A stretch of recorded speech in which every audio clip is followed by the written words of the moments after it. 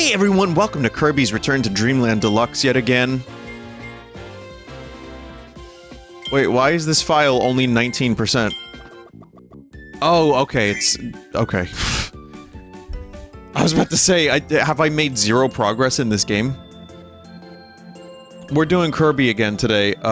Chat, if it wasn't for Resident Evil 4 demo, I might have played something else. I know people wanted me to play Donkey Kong Jungle Beat, but I was a little too tired for that today. And Kirby is like a kind of a chill game.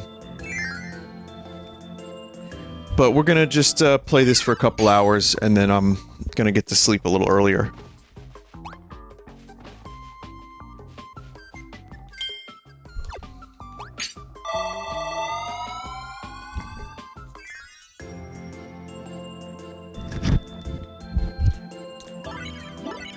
Let's see. Just white wafers, okay.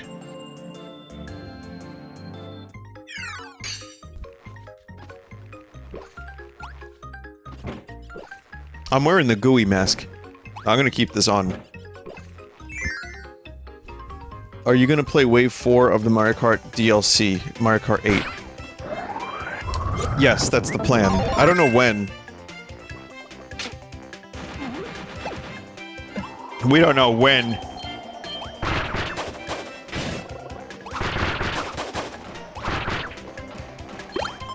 It looks like they're gonna be adding more characters, too.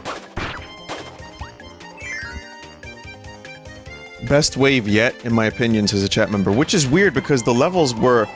there were 3 tour levels. Which... those have been my least favorite levels consistently. I mean, we get Birdo, which I guess, you know, that's nice, but...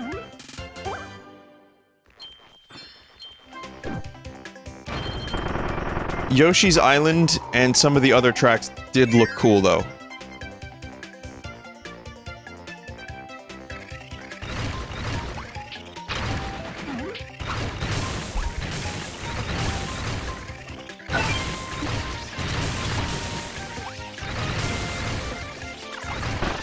But, yeah, soon I will play that. A couple other games that, there's like that liminal space game that got a full release.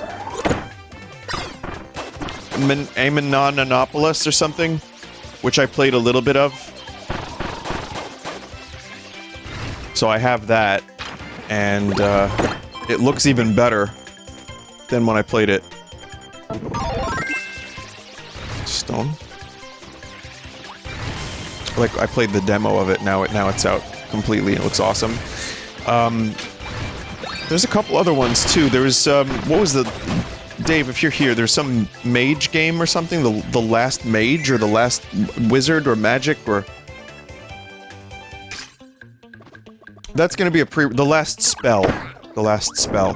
That's gonna be a pre-record, but I'm gonna check that out.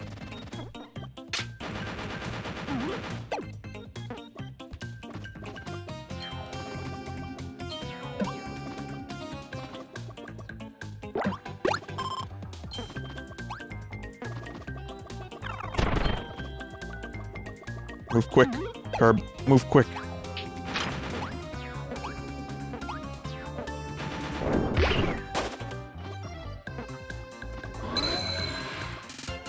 That dude was just trying to bring a key to a door. Gets killed and then the key was stolen. Fusion? Fusion? You want me to play Metroid Fusion? You can watch my Metroid Fusion from a couple years ago. I'm not gonna play it again anytime soon.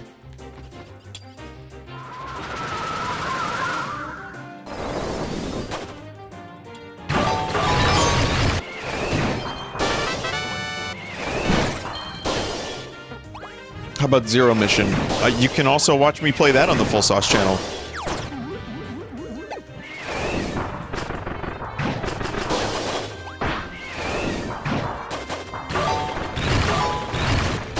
I mean, the conversations won't be as current. Like, I'll probably be talking about, like, what if the Sonic movie is good? or... Boy, I can't wait for Star Wars Episode 8. It's gonna be amazing.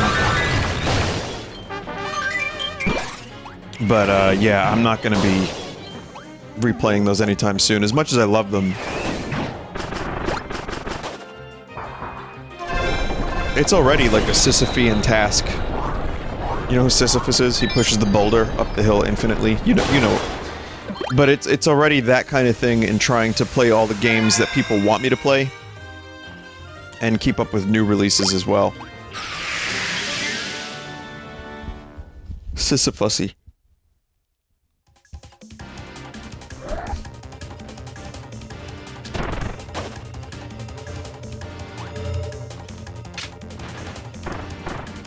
Someone said, did you, are you aware of Bob Odenkirk? God damn it, now there's crackles on my voice when I... Hang on, chat. I got some, crispy cracklies going on here. Let me check my cables in the mixer.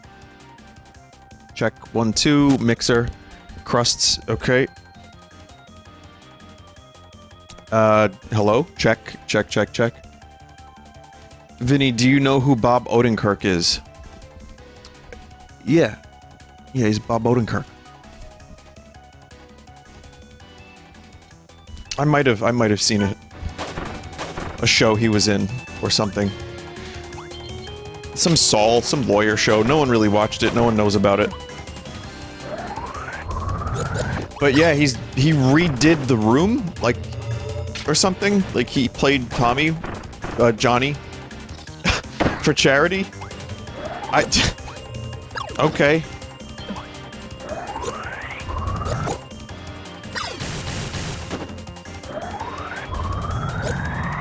Yeah, he did. Apparently, it'll be released at some point soon.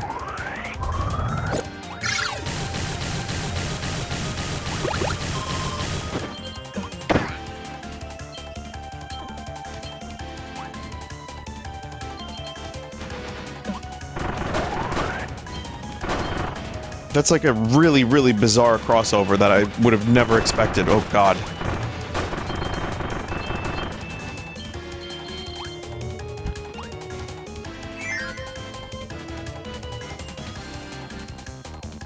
Someone said, imagine it's good now. I mean, with that script... I don't know how good you can, like, get that, but... I would rather it be funny than good. Because if that was good, like quote-unquote good, it would be the most boring script of all time. Like, the whole concept of that movie is just, like, boredom.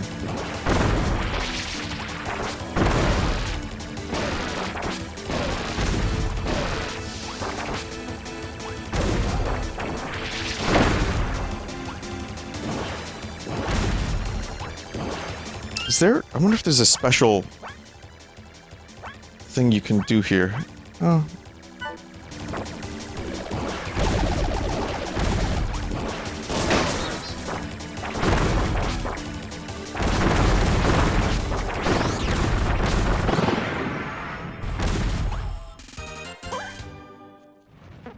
What if they included the vampire car ending, Vinny? Then it would be better. Well, Greg is working on a movie that he wants Tommy to have a cameo in, or... I don't know to what extent, but we talked about it in our interview. And, weirdly enough, he and I have been discussing this movie a little bit. He wants to make an alien movie. And, yeah, he was talking about doing some...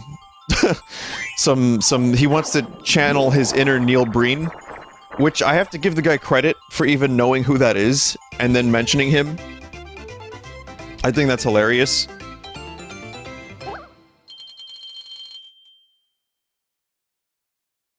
But yeah, Tommy would probably just play an alien. Will you be in it? I don't know, I wasn't... Nortz could be in it. I don't know if I would be in it.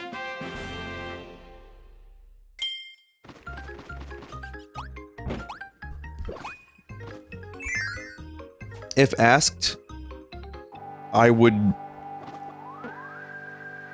If he asked me to be in the movie, but I had to fly out someplace to do it... Yeah, sure, I would do it.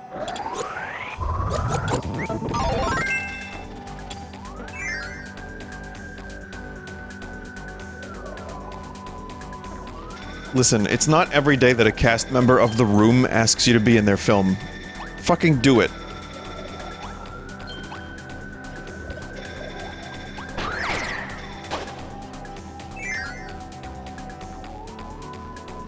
Really a testament to how much you hate flying that you hesitated.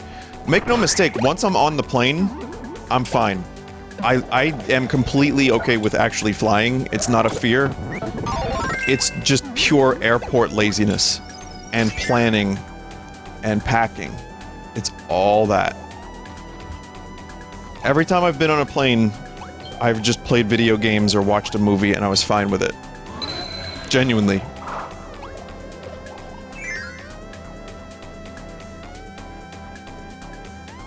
But I would do it. I would do it for the right reasons, like in regards to being in a movie.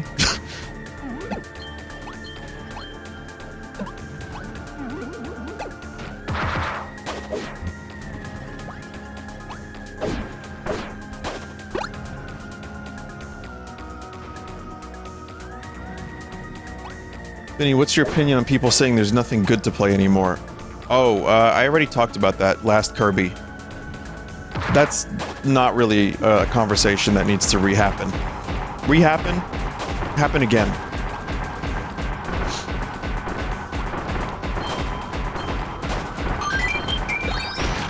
But I'll sum it up. There's too many good games to play.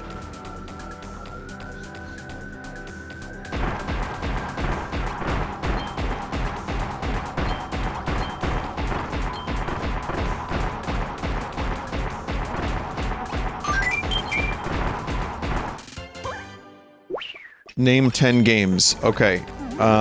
Kirby, Return to Dreamland Deluxe.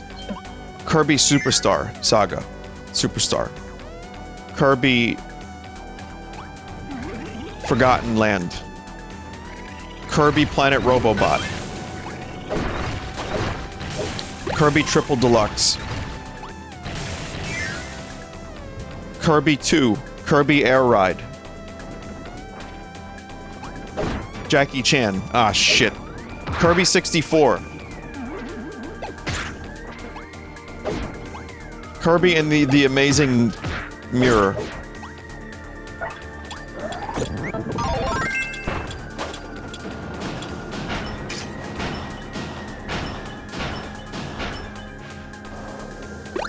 And that's just to name a couple. There's at least, like, double that amount of Kirby games.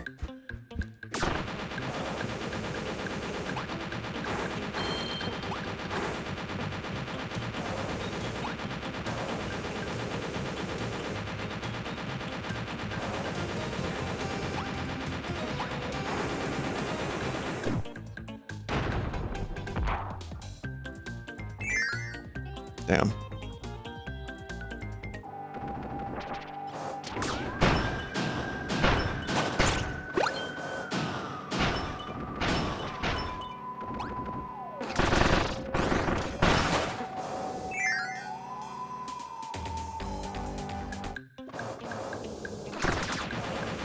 Starfield is delayed. Yeah, we talked about Starfield too. I don't really have any I don't really have the highest expectations for Starfield.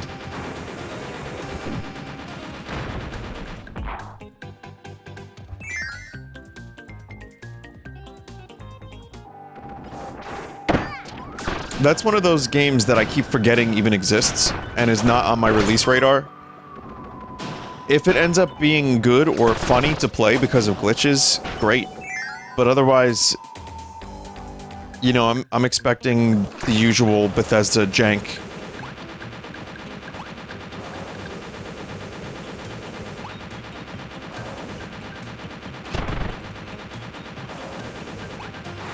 No, it's good, Chad. I'm gonna do this one more time and I'm gonna get it.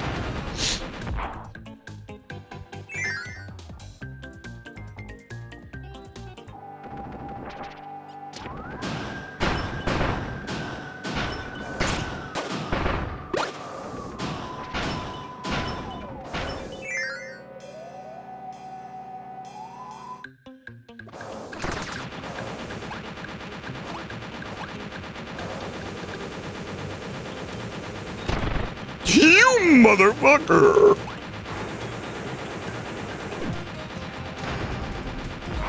Chat. Oh, go. Oh, down!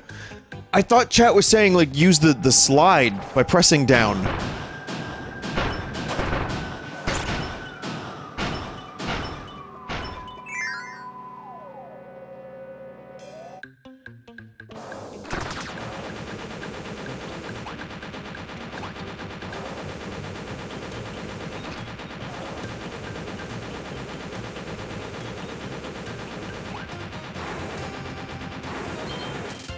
There you go.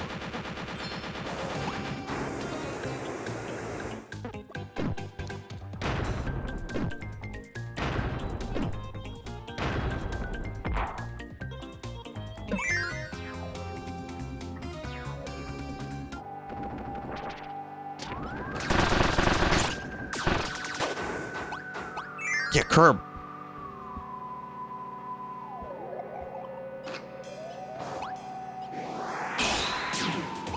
I'm sure, listen, chat, I'm sure the same way Cyberpunk ended up actually being somewhat enjoyable for me, aside from just glitching cars by making them spawn inside of each other and then, like, wielding the shrimp lady as a sword, I'm sure Starfield will end up being one of those games that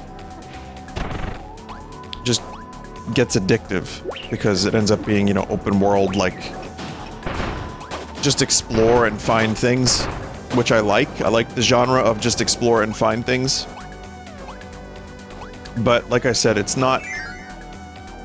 I'm not, like, anticipating it with great excitement. I'm just kind of like, yeah, oh, that exists. I'm sure it'll be fine. Sure, you talked about this. How do you feel about the $70 price tag for Zelda? Well, we recorded another Forest episode, Sons of the Forest, out... Yeah, so episode 3 of it. And we talked about it. I'm lucky I can afford stuff like that. And, you know, some would say, well, it's only that game, it's only $10. Then there's the voucher. And you can do the voucher thing and, you know, save money. And that's fine. But it is an industry-wide precedent that's being set. And Square is doing it, and other companies are doing it as well. But Nintendo doing it, it doesn't surprise me. Just because Nintendo has made some... Aside from Metroid, they've made some pretty, shitty decisions in regards to, like, consumer practices. Like what they tried to do with the Mario 3D collection. So yeah, I'm not, like, surprised by it. But, I do talk about it more in detail in the Sons of the Forest.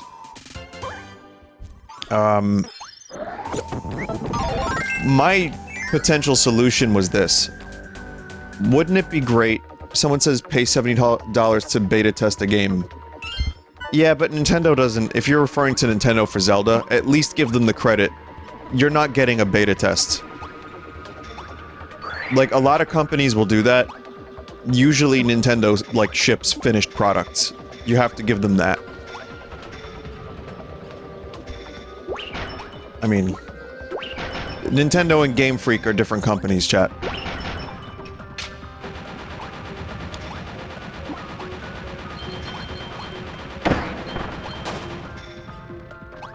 So... I think, and considering how much I love Breath of the Wild, I do think they'll do a good job with Tears of the Kingdom. I don't really have any... I don't have any doubts that it's gonna deliver a really good experience. But, here was my solution that I proposed.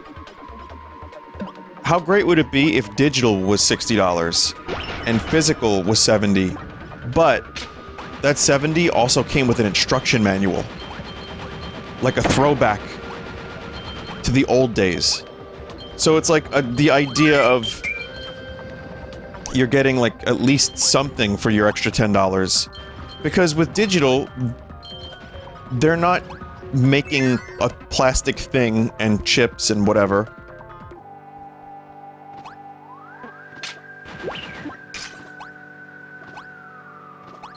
So yeah, I mean, if they want to charge that much for this game, I would be more happy with a,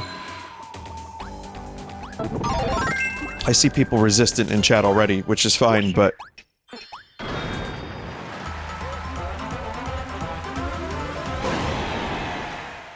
Someone said, I'll wait for a sale. Yeah, good luck. Nintendo never makes their games go on sale. It's usually, like, very minimal, but you'll be waiting for a decade.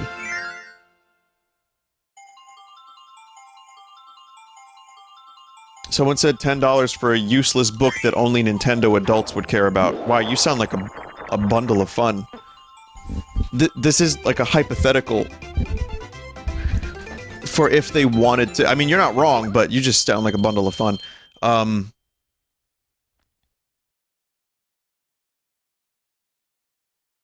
I don't think... I really don't think that the $70 price tag is gonna... Well, it'll be a standard. Give it a couple more years. Even if Nintendo says that they're not doing it, they're gonna eventually have all their games be $70. I can see that happening.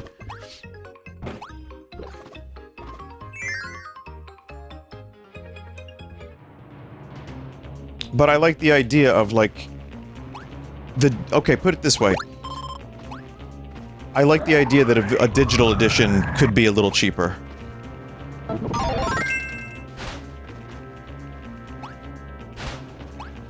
And you actually do get something. And sure, there's a lot of Nintendo adults, but people that collect lots of stuff. And if they want to spend the extra $10 on some stuff, who cares? At least if you're doing digital, that would be nice to have like a little bit of a discount. That's the other thing I hate about Nintendo is the Nintendo Switch tax of like indie games.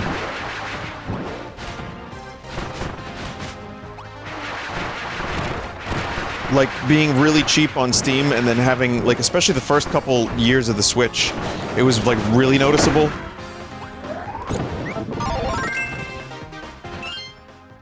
Let's see. The snowy mountains are Goriath's home. When this powerful brawler gets mad, he won't calm down, but you'll have to battle him anyway, because a ship part is hiding in his lair. Go get it.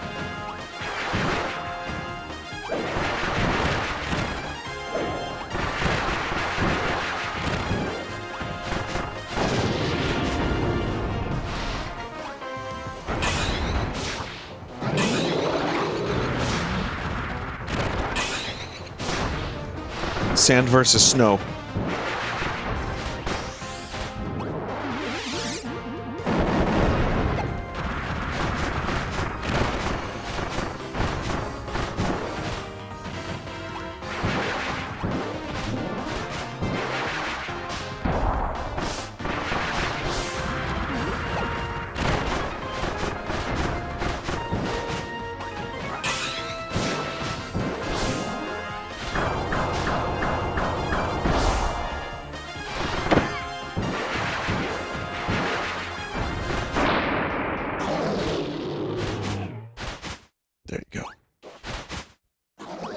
What's the phenomenon in the background? Oh, that's just Duendy.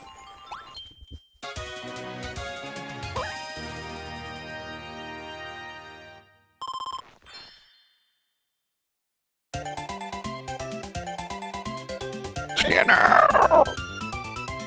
The kitchen's on fire! Ah, no, it's not nothing to worry about at all. That's just Jack the Ripper. Absolutely nothing to worry about. All right, Skinner, if you say so.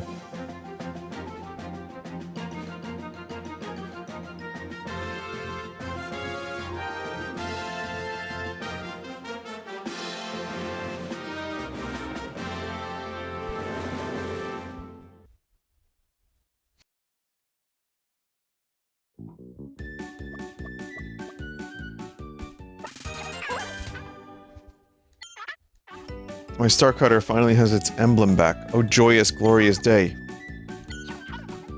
Only one missing part to find.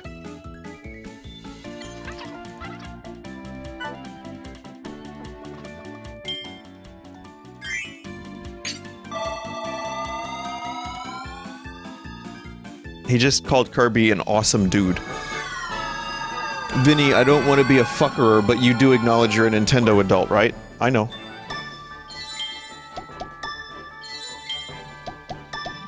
Well, who's worse, the Nintendo adult or the people that watch the Nintendo adult? Spout his bullshit while playing Nintendo games.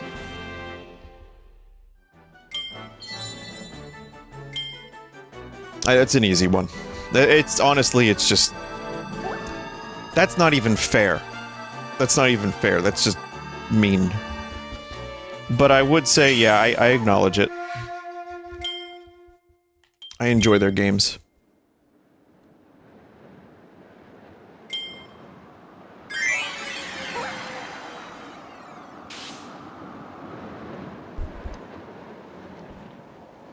We're gonna do this again, chat.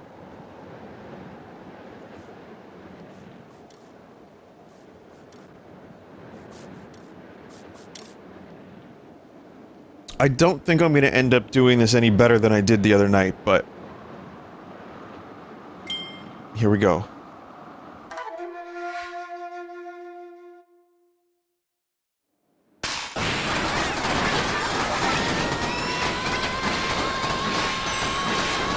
Okay. Nice. Nice! Ah.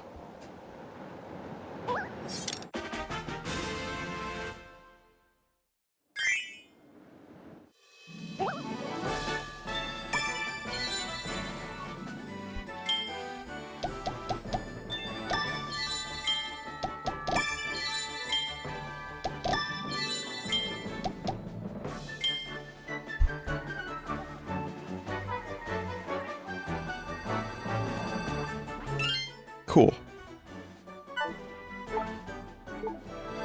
Dildo.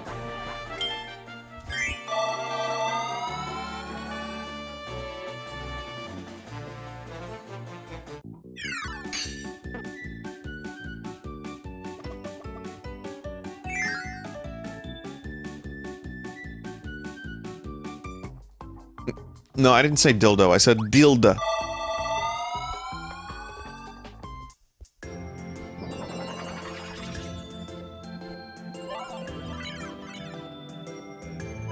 Oh, that's just dilda. Nothing to worry about.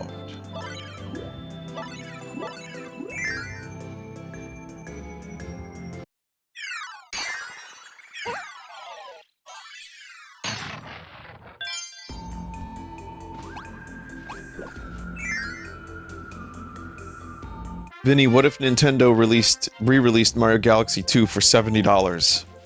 Oh, I would emulate.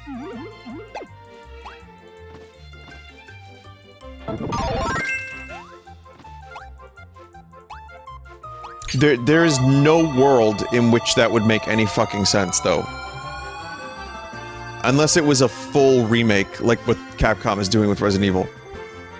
Because Metroid got a full graphics and control overhaul, and was $40. I don't think that would be the case. I really don't think that would happen. And then, you know, they did the Mario 3D collection for $60, which came with 64. And Sunshine and Galaxy, which... The limited time only shit, like the fucking Disney thing that they tried to do, was awful. And the fact that they didn't really add very much to the games, if anything, for $60, even that, it's like, damn dude, what are you doing? Galaxy 2 should have been in that collection. That would have, had it been a better value at least.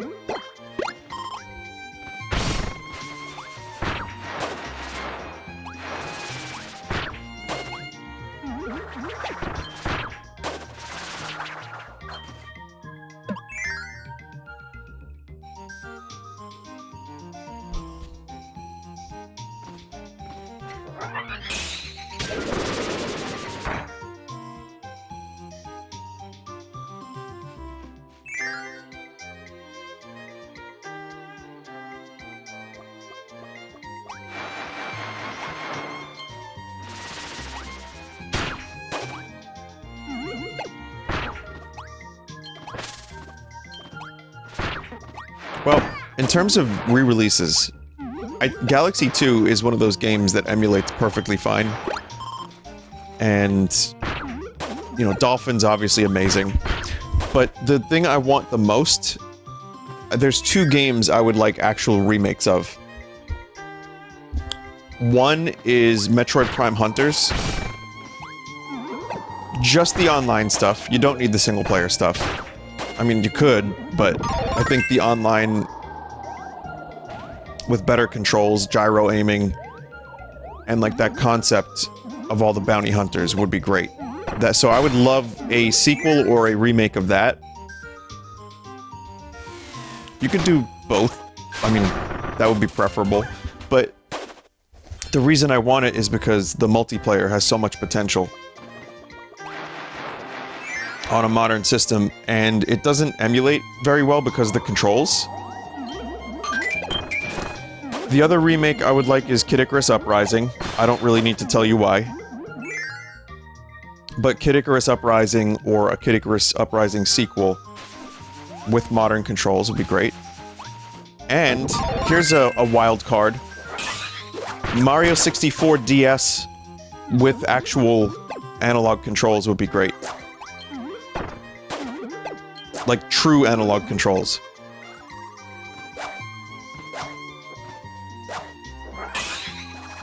Already a thing. There's a Mario 60... Here we go again. There's a Mario 64 speedrunner who played it for the first time recently. And it controls differently.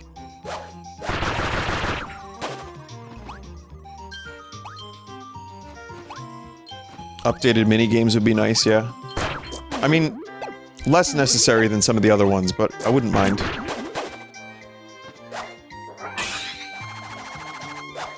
Someone said that's a good thing.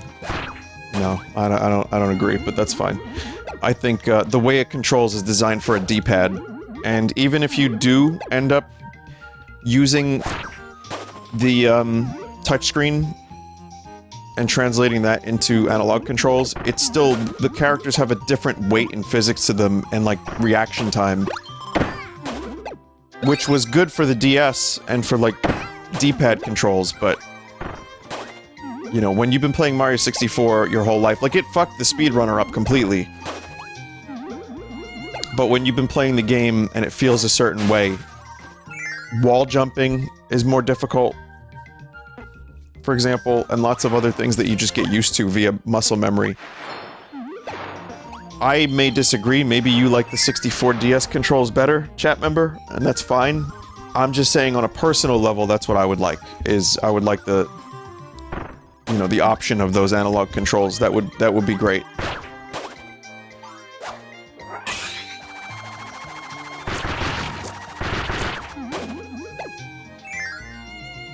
Why are the speedrunners the authority on how a game should feel to play? Okay. So that's one example. I'm making an example of someone who plays Mario 64 for a living. And I also have noticed the control thing, even when trying to emulate and using the analog input, which there is a mod for. It's just, it's not the same. But that's why, everything I say is in my opinion. I feel this way about this thing, personally. And people still get upset, sometimes. So, I only reference the speedrunner because they personally, in their opinion, have also had a similar opinion.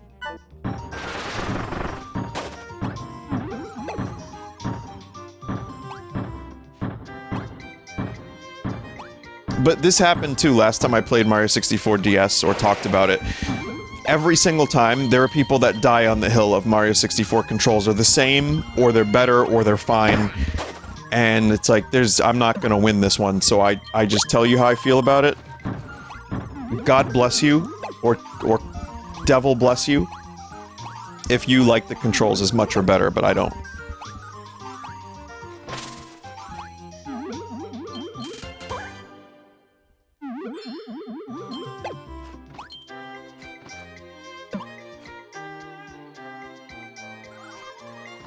But there's also, you know, then you have games that, like I said,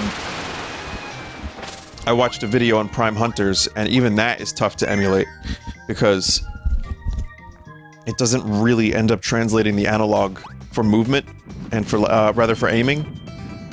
So that's why I think Prime Hunters has a lot of potential, but like a lot of the games that they designed for touchscreen,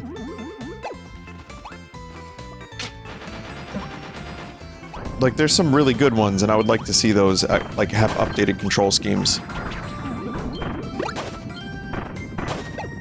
Did you play the multiplayer a lot? In Hunters? Yeah, I did. When I got that game, I actually... That and Animal Crossing Wild World were the two games I played online on the DS. I didn't play Wild World a ton, but I enjoyed...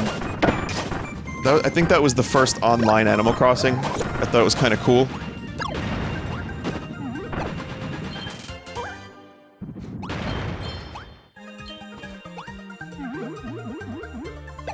You didn't play Mario Kart DS? Oh yeah, that too. Forgot about that.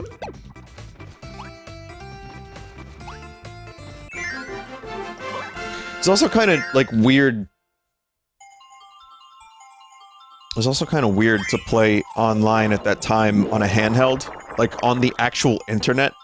It's like kind of a mind-blowing thing. I was like, whoa, it's the future.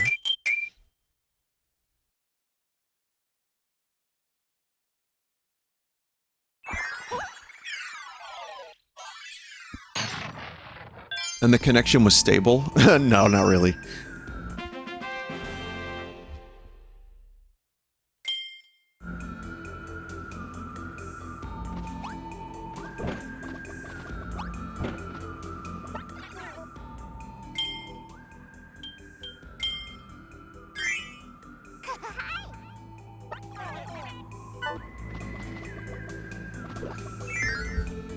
But I guess my first... I think I've mentioned this, but my very first time playing online games blew my mind. Because, for me, like, the pinnacle of gaming was, like, co-op. Like in Secret of Mana or something. And when I first played online in any context, it was, like, I couldn't believe how cool it was. And also how terrible it was. It was Warcraft 2, and not the BattleNet edition. It was go on Game FAQs, or Game Facts, however you want to call it. Look for someone near you, get their phone number, enter it into the thing, play some maps with them over a shitty connection, and then hope you don't get a phone call, because then you would disconnect. That was my first time playing online.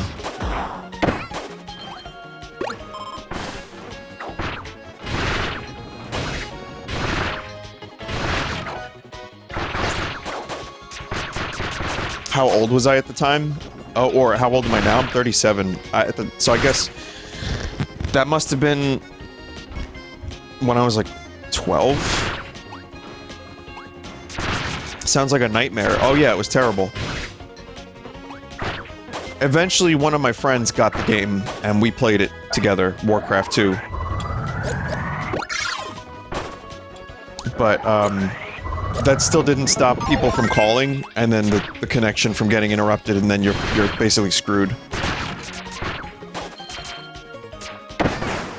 And then I guess my next online experience was Half-Life multiplayer, which was a little bit more intuitive with the server browser. And then from there it was Team Fortress Classic, and then Counter-Strike. And I just became obsessed with Team Fortress Classic and Counter-Strike.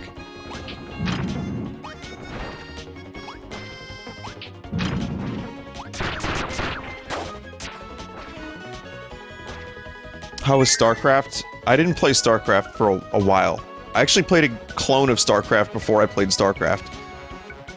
I mentioned this, I guess, on some other stream at some point, but I played a game called Dominion, which was a shitty StarCraft clone. But the reason I played it is because it had a demo, and StarCraft didn't.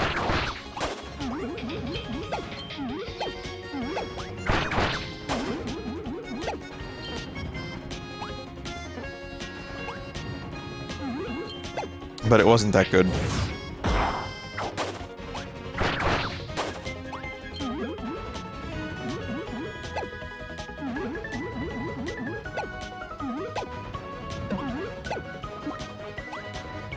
Oh shit. Hang on, hang on, hang on.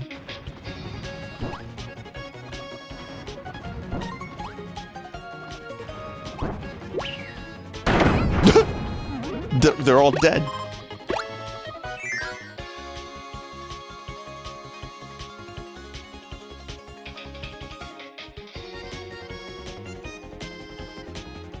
Why'd that take so long?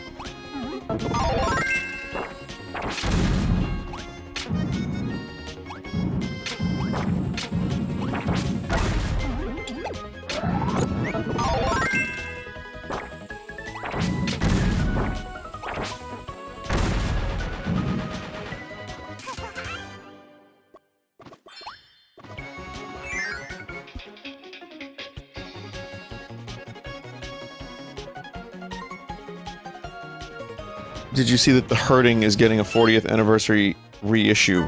Yeah, I saw that. It's a Tears for Fears album.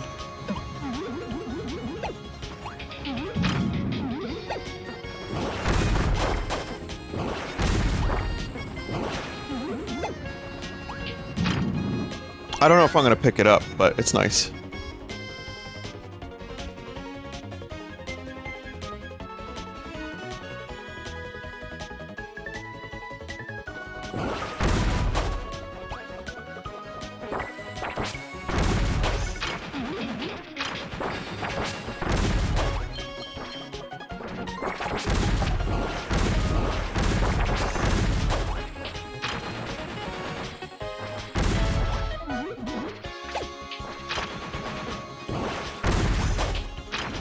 Cheeseburger.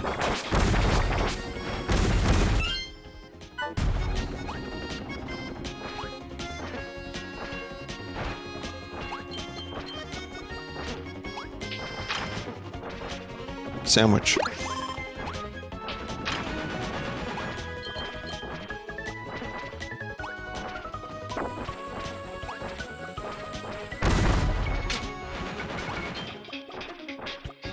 I would assume, chat, I'm not missing anything by leaving them in there, right? Oh shit, oops. Now they're easy.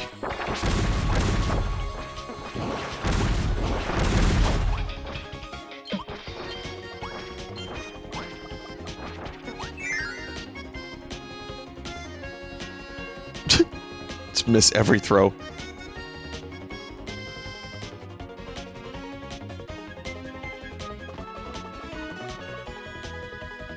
This is what happens when you press down on the right stick.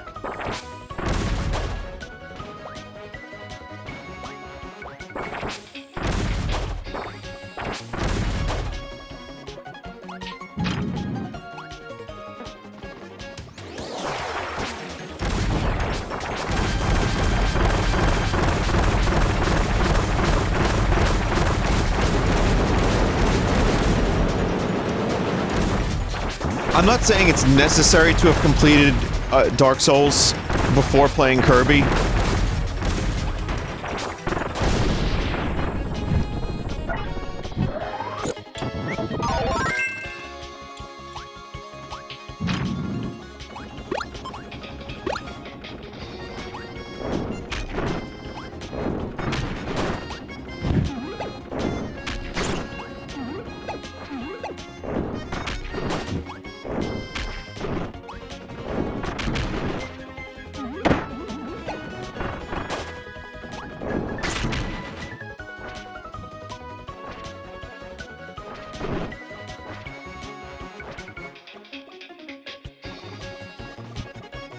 Oh.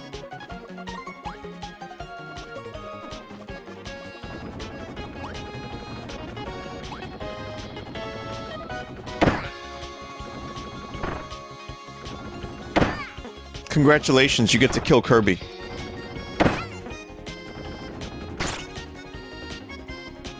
No, you don't. Wow. Even when they're trying to kill Kirby, they can't.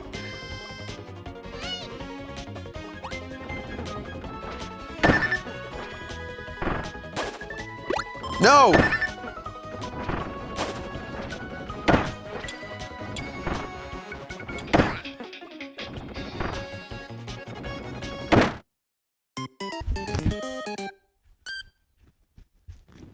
You've hurt Kirby 10 times. It's like, what's that? You wanna hurt Kirby? Alright, well this enemy's gonna run into you, the enemy's going to die, and give you pudding. And you will recover health.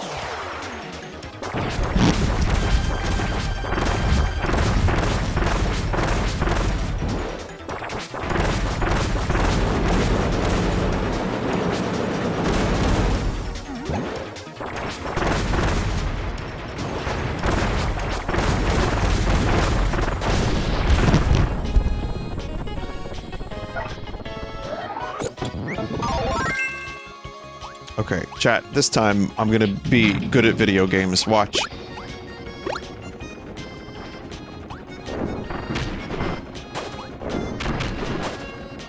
Wow.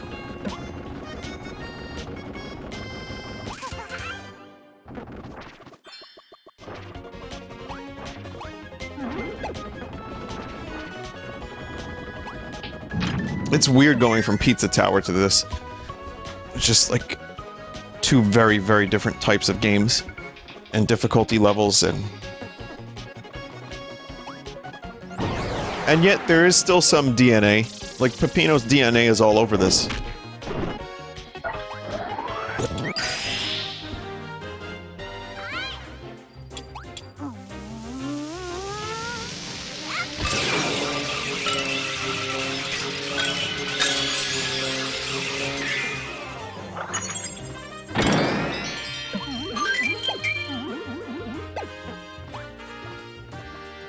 Yeah.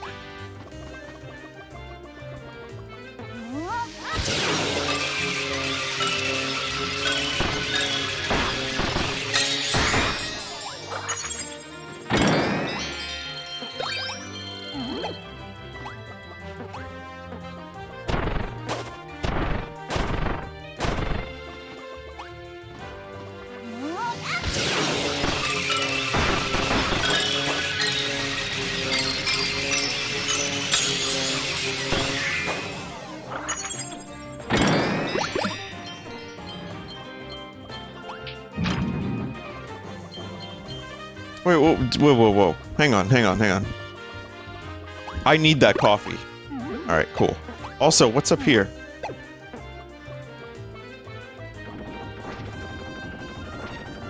Chat, is this a bullshit direction?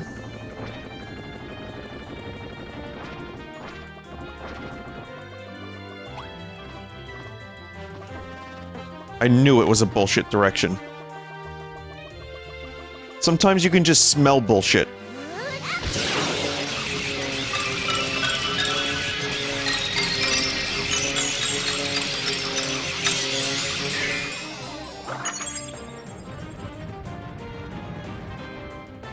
Oh, right there you go.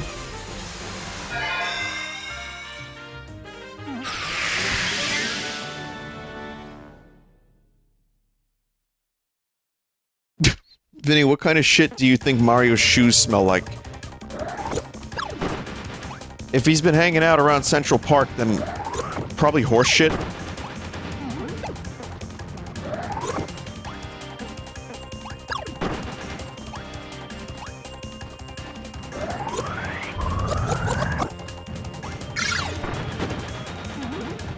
Otherwise, just paisano shit.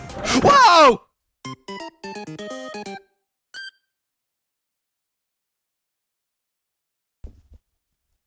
Koopa guts.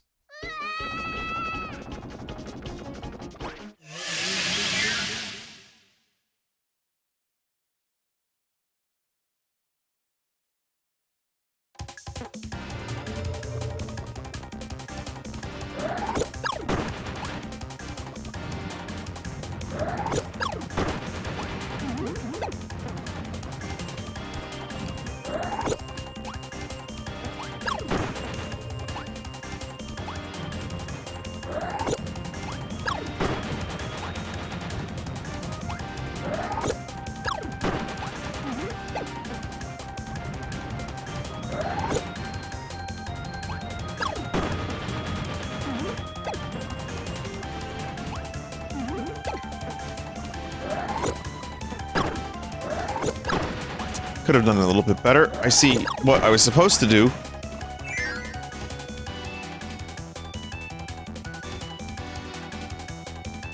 Vinny, why does the Switch have a touchscreen if none of the games utilize it?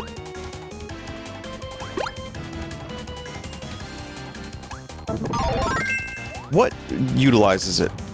Don't a couple things... Like Mario Maker? Yeah, Mario Maker. Some rhythm games, maybe a couple indie games, but yeah, that's... I think... It's still the tablet thing. Like, to me, the Wii U and the DS was a direct response to the tablet and touchscreen era. Like, the advent of those things. And it almost felt mandatory to have a touchscreen. I feel like if Nintendo wanted to just forego a touchscreen, they could kind of do so pretty comfortably now.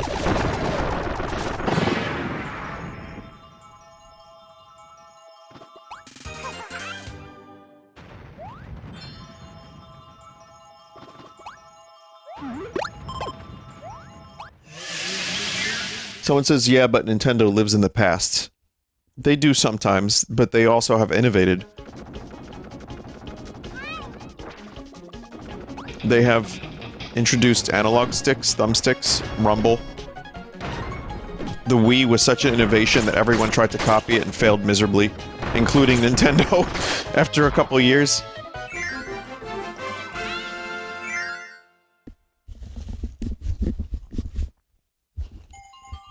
But, yeah, they're, like I said, Nintendo's a fascinating company. They're weird. They both are frustrating and have a lot of innovative and interesting things that they've released. But they do live in the past with their online, for sure. Their online network is like... Maybe if someone calls the 56K, I'll disconnect.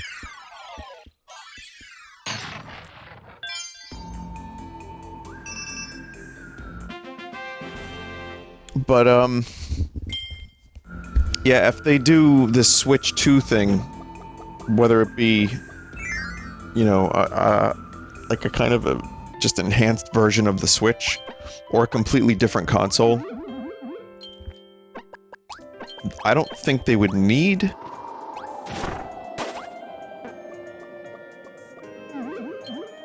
a touchscreen.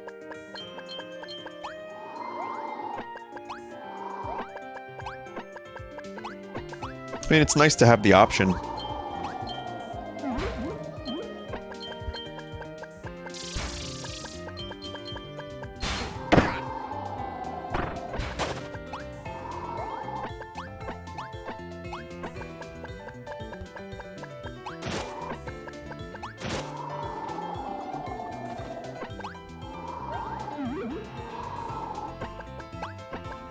Get that one up.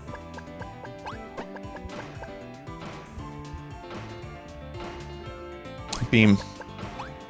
Ah, shit. Well, now I only have 53 lives.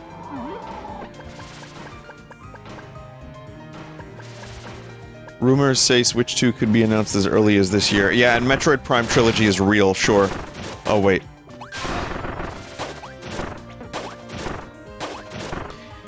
Well... I kind of mentioned this on a previous stream. I do think that we're gonna see some kind of Switch 2 or... My guess it's gonna be a Switch Pro /2 that's backwards compatible, and they're still gonna support the Switch.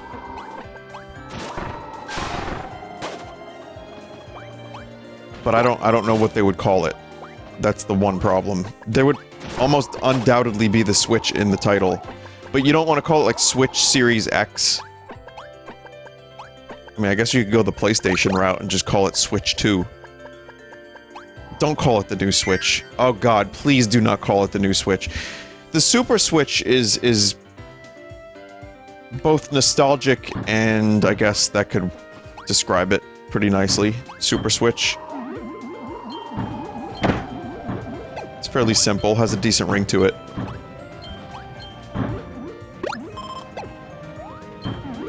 But is the word super fashionable anymore? It's not the 90s anymore. On some level, you need like cool numbers and letters combinations, like Switch NX3. or something, I don't know.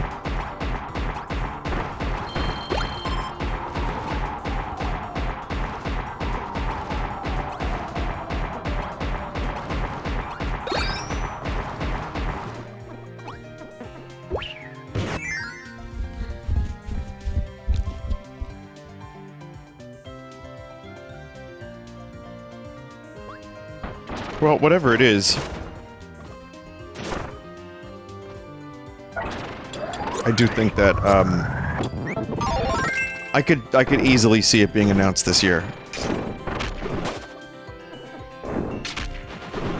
So, I don't know where that rumor's coming from, but I don't think it's the most outlandish. I don't think it'll release this year. I mean, maybe, but I think it'll probably be next year.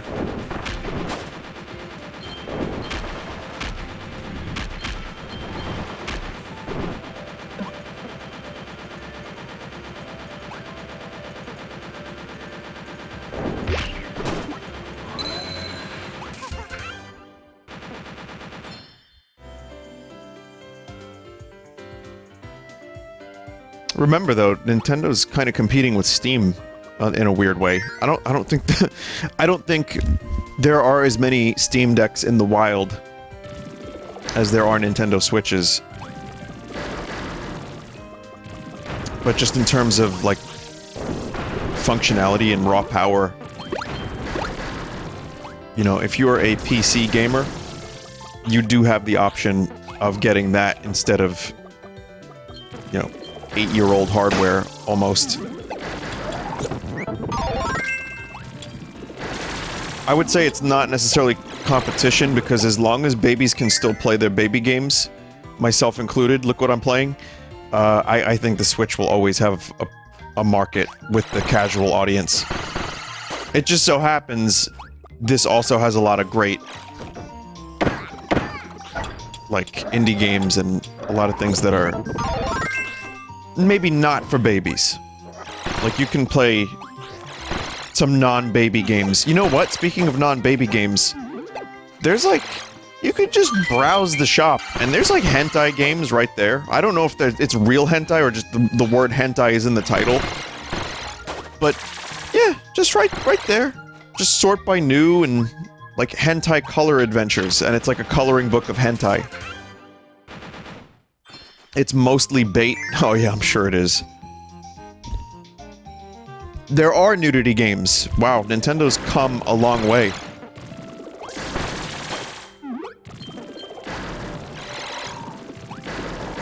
But yeah, there's also, like, stuff like that, and then there's stuff like Metroid Dread, which is not the same audience as Animal Crossing or Kirby, you know, necessarily.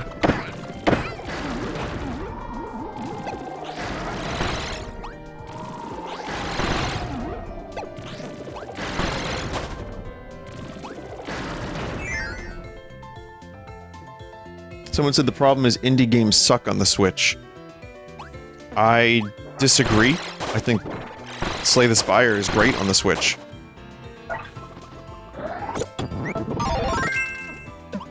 Yeah, I don't agree with that. I've played a lot of indie games. Played Dead Cells, Isaac, Slay the Spire. They've been fine.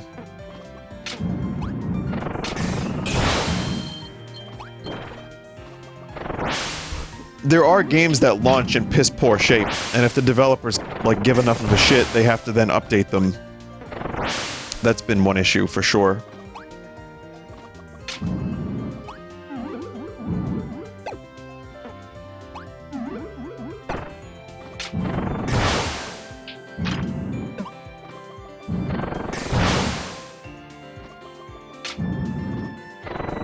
Someone said, I think that's what the person meant. Okay.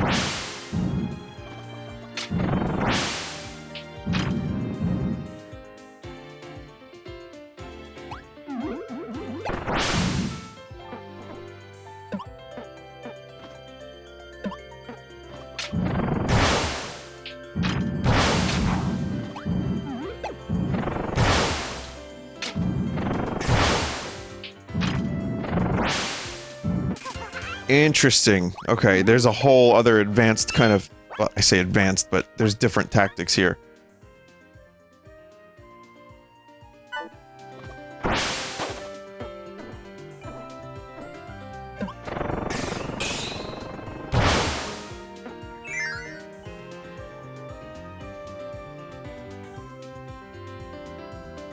Should they make a new Smash or just re-release Smash Ultimate with 5 new characters? On Switch 2?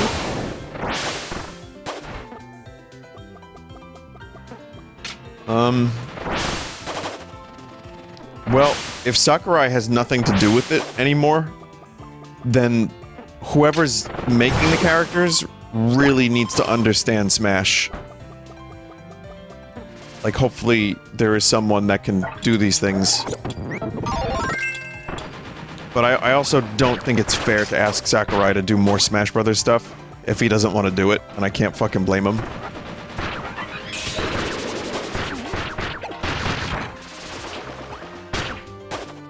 The thing is, if there is a Switch 2, I can't see there being a reason to re-release Smash. Just, you know, keep selling the old one. I guess the problem is then, how do you make more money? Because, you know, you need, like, marketing and visibility and hype and new things to keep a thing selling. I don't think a new Smash game... We've talked about this in the past. I don't know what you do with Smash from here on out, but it sure as fuck isn't just topping Ultimate, because you can't. It's already got everything in it. So either Smash Brothers just becomes a platform where it's just like a Fortnite type thing, just keep adding more stuff and then like get movie tie-ins. Like I could just imagine Vin Diesel, the Fast and the Furious 10 come out, and Vin Diesel's in the game.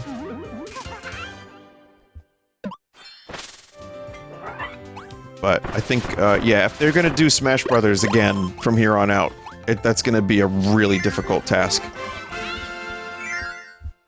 I kind of feel like, the gameplay has to change fundamentally. Otherwise, it'll just always be unfavorably compared to Ultimate.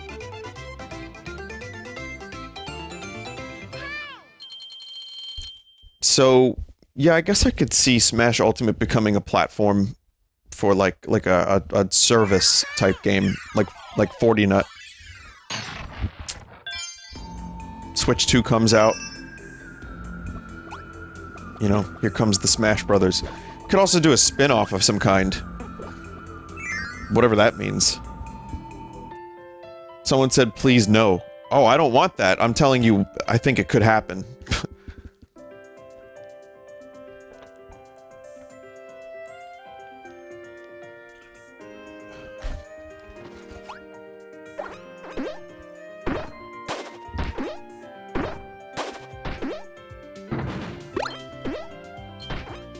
Yeah, that's one... Oh boy. That's one thing I have no idea what Nintendo could do with. That's just, like... And truthfully, there's nothing I particularly need from Smash Brothers. I really think we've hit, like, a peak. Great.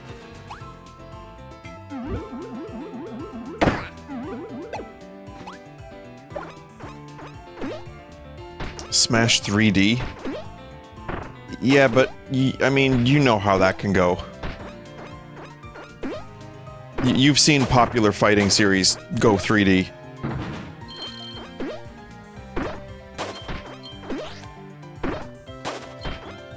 I'm not saying it couldn't work, like, Sakurai made Kid Icarus Uprising, and that's a 3D game that ended up being really good, but yeah, you need... I don't know. I'm not sure how that would work. That's why I say spin-off maybe would be better. You could try 3D, go back to the original characters, and don't call it Smash Brothers, call it like Smash Friends. I don't know.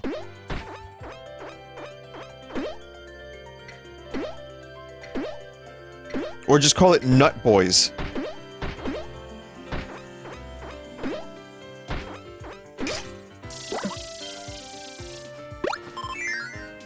Super Nut Boys. Super Butt Bros. Super Butt Plugs.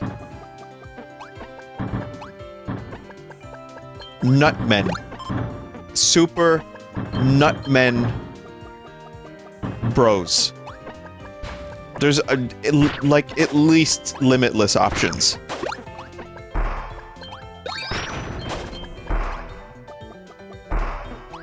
And then put Johnny Knoxville in the game as a character.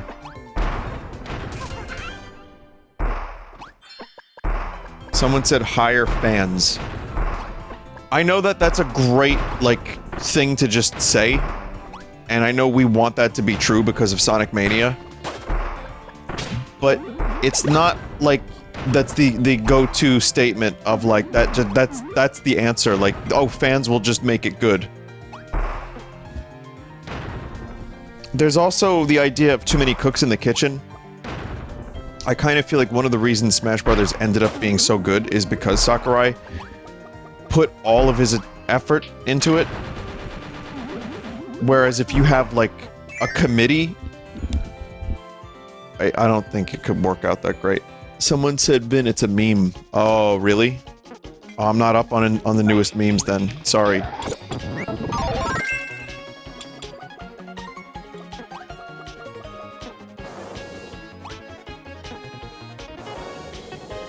Sakurai didn't make the entire game. No, I know that, but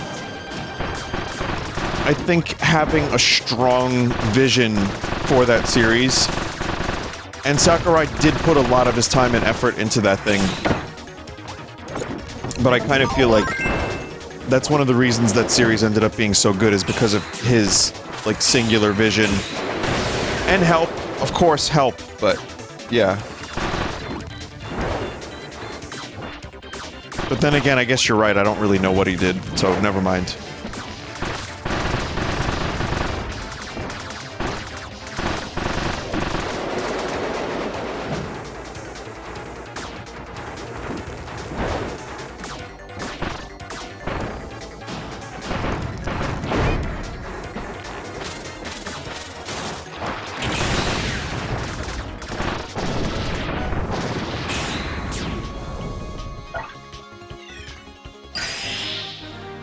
Sakurai was like the best PR face for the game, though.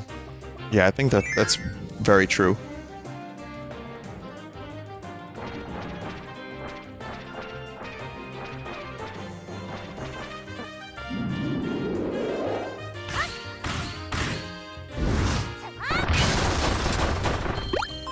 I have my issues with companies shitting on fans, but I've also heard, like, you know, there's an argument to be made. I've also read, like, oh, fans don't know what they want, and, like, they'll just keep wanting the same thing over and over and over again. I don't think that's necessarily true, but I do think sometimes it takes risk and, like, a creative vision to, like, do something new that will then get new fans as well. But I do really dislike when companies, put out, like, a subpar thing and then they blame the fans.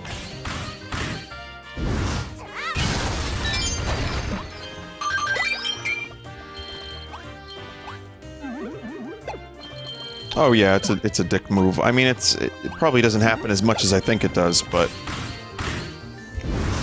it happens from time to time.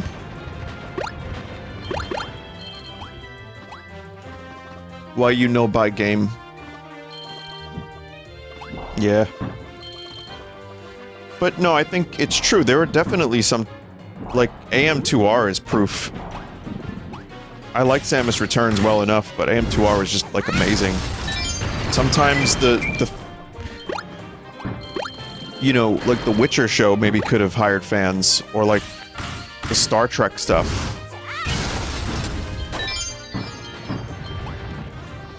But then other times things become, like, maybe too precious, and it's good to have a little distance and, like, a fresh take on a series. So I don't think it's just a, you know, I think it's like a, it's not a one-size-fits-all. I think everything, whether it be a game or a TV show or a movie, you kind of have to take everything into consideration.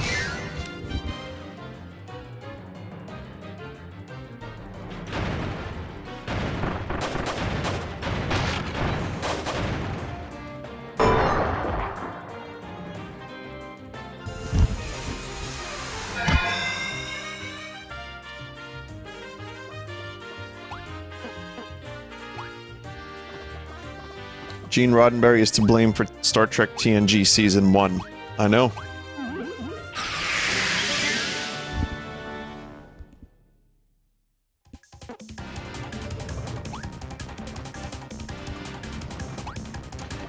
There's a lot going on there. I wouldn't say he was to blame. I would also say that was his vision of like, he set the rules. He set the tone, started with the original script. We could go into this for a while, but I think Season 1 was a bit of a disaster because they were trying to find their footing.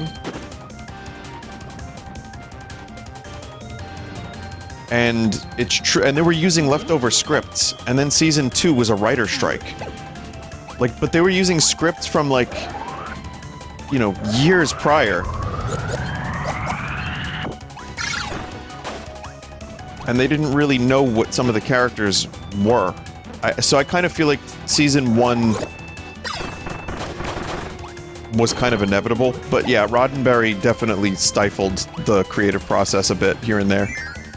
From what I've read and seen in interviews. Because he, so for those that don't give a fuck about Star Trek, Gene Roddenberry is the creator of Star Trek, and he had this thing where there were supposed to be no conflicts between any of the characters.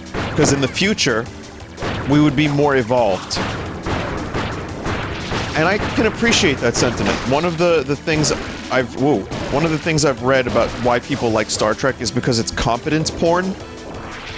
And I kind of like that. That's one of the reasons I enjoy watching. I like to see these people explore space and do their job well. And one of the reasons I hate Discovery and newer Trek is the amount of conflict. And the fuck you! And the crying. And the science, fuck yeah. And you know, there's a lot of stuff that's just a huge turnoff if you grew up watching the other Treks. And I also like the way that TNG in the original series enlightened you without beating you over the head with it. You know, and showed you all these really interesting things and possibilities through the lens of sci-fi. But then when you really thought about it, you're like, oh, I think I got it. And you come to these conclusions on your own. I really like that. But Roddenberry had this thing where he didn't want the characters to fight at all. There was supposed to be no conflict. These characters were so evolved, which the writer said was hugely, you know, stifling. Because then you have to write scripts that don't involve that level of drama.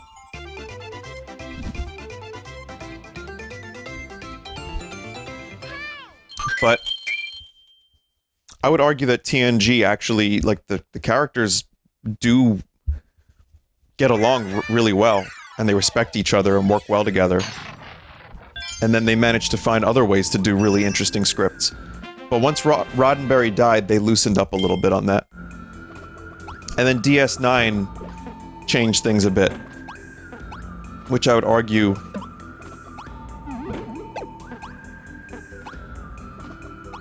Deep Space Nine, to me, is the best written Star Trek. Like, I think it's the best Star Trek's ever been. And I think it's a really good mix between the vision of Roddenberry's future and, like, oh shit, things are getting a little fucked up now. So. And there is conflict here and there, but it's not so much that it feels like they just hate each other. It's great. It's really good.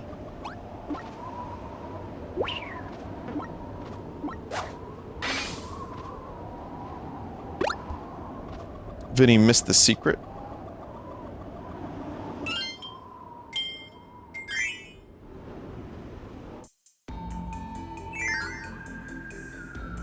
DS9 is pretty bad for the first 3 seasons. I would argue it's not bad, it's just not as good as it could be.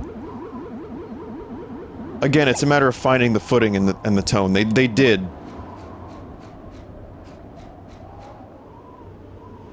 Where's the secret? Door above door. Oh, okay.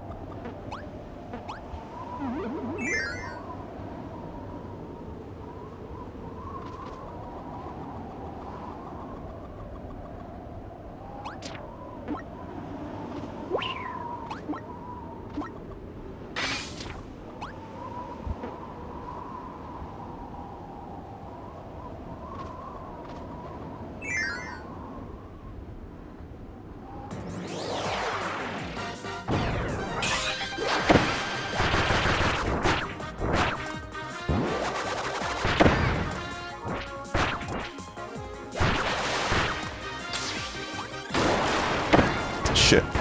Well, I've already taken a lot of damage.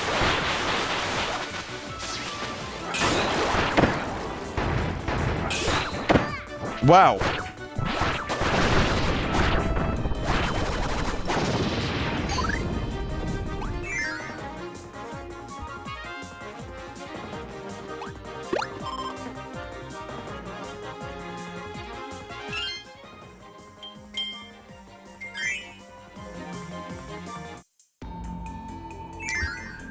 Someone said, was that no damage? Yeah.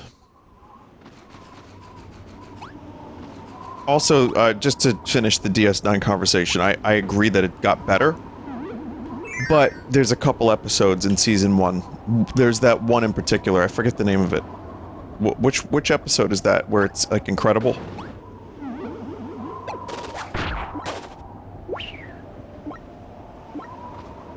Duet, thank you. Yeah, that one's amazing. So, and 2 and 3 have good episodes too, but Season 1 has Duet, which to me is a sign of things to come, in terms of, like, just pure writing and amazing scripts, and acting too. But I mean, you know, you give a show a chance to find its footing, if you're willing to.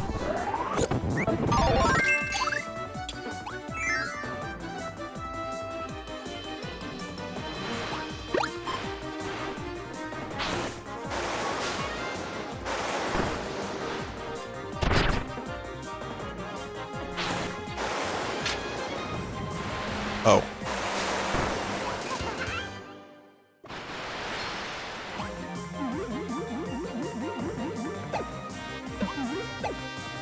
DS9 had the only good pilot. It's okay. Yeah, I like the pilot for DS9 better than the other ones. I agree with that.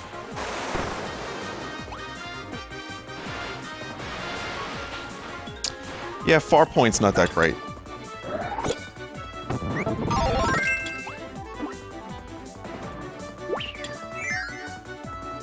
Is Voyager worth watching?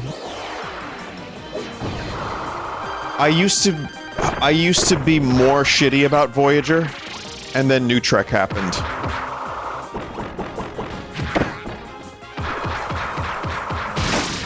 I'd still say save it. Like, watch the other ones first and then come to it.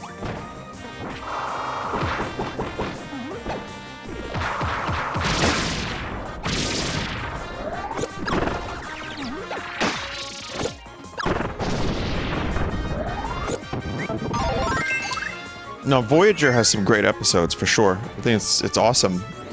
It's just not my favorite.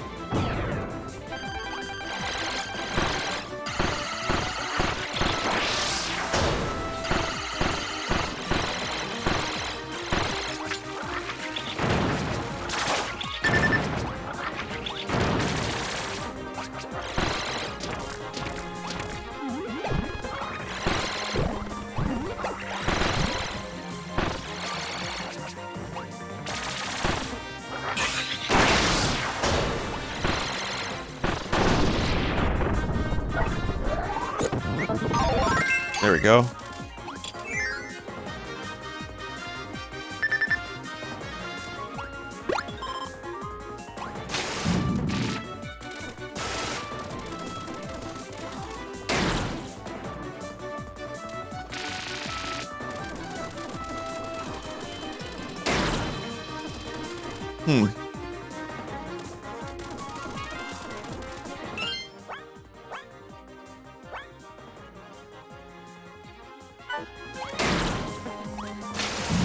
I see. I see.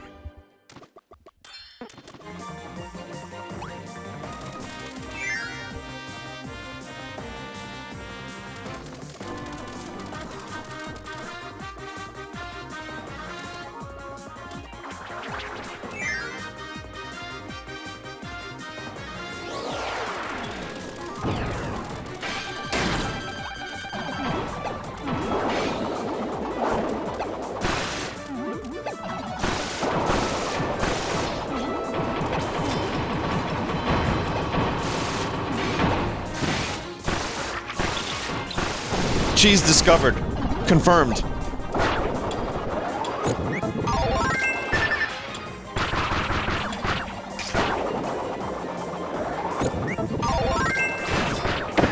Boy. I discovered a cheese and then I ended up taking a lot of damage.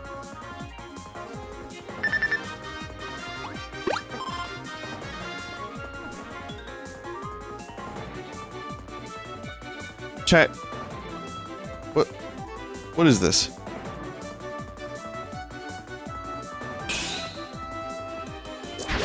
Oh, it breaks. Alright.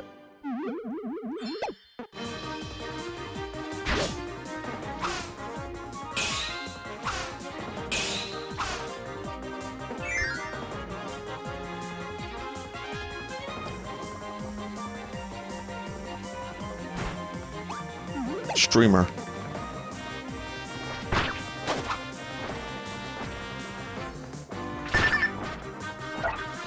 Really didn't want to take that damage. The extra sauce. Just call me, my name is Extra Sauce.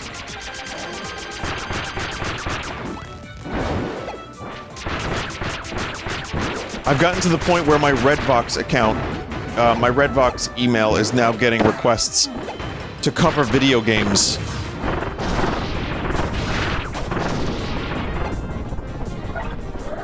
Dear Redvox, it is I, Raid Shadow Legends. We would love for you to play our game.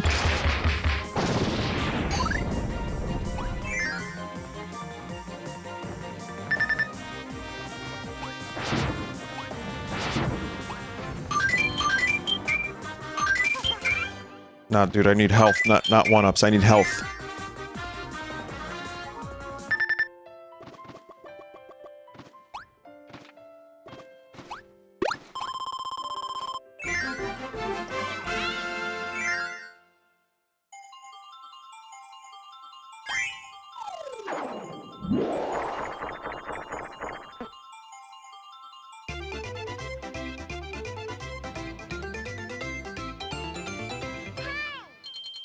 Just a part-time UFO. Could you imagine?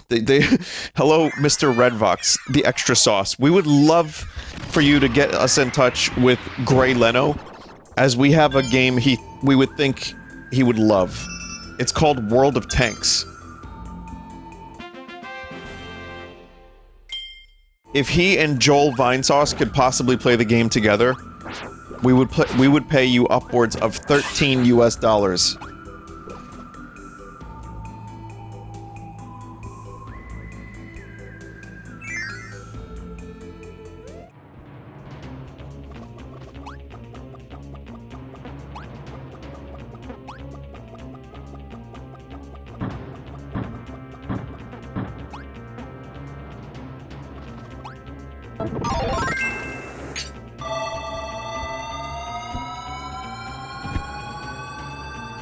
Dear Mr. Leno. Dear Mr. Leno, we would love to work with you on behalf of our new sponsor, cockgrill.com.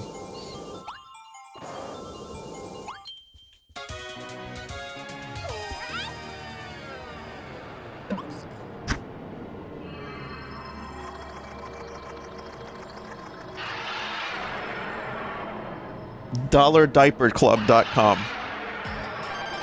Grand Doomer.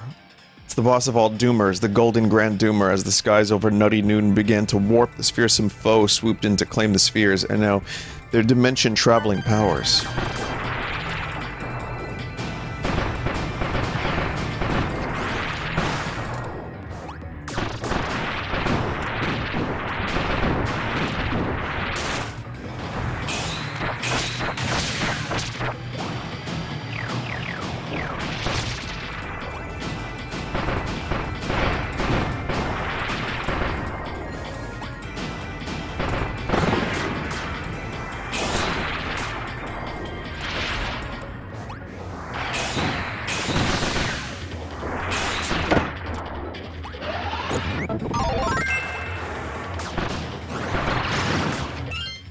Check the specials here. Yeah, shock knuckle.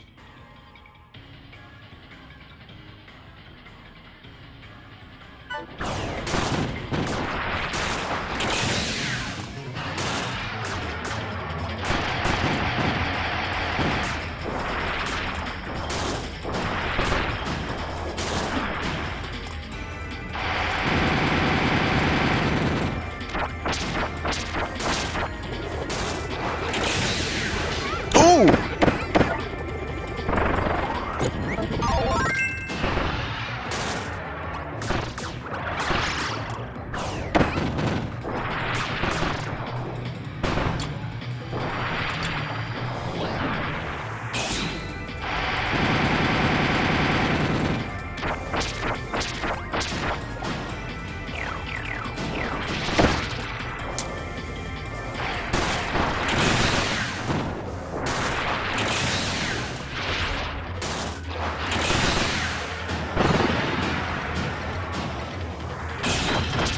Oh no.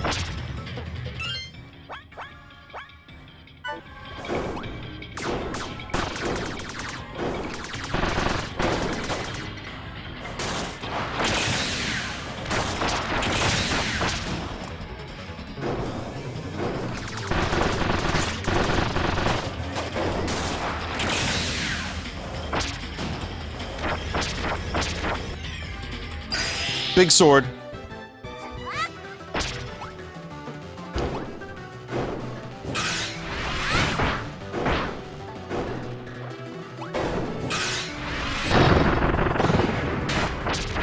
Yeah, tough nut to crack, they say.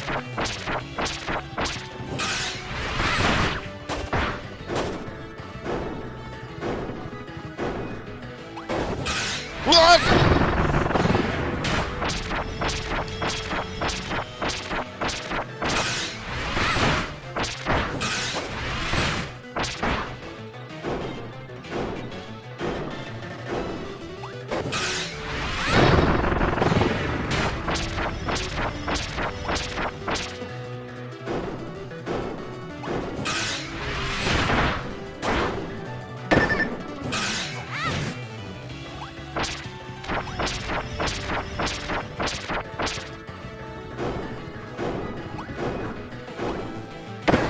Ah!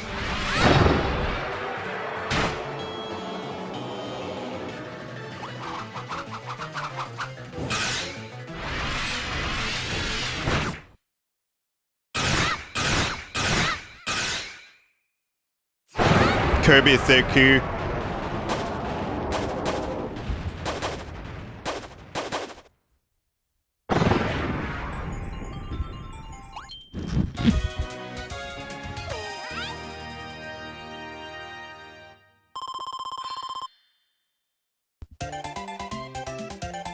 And then Kirby does a little dance and flips.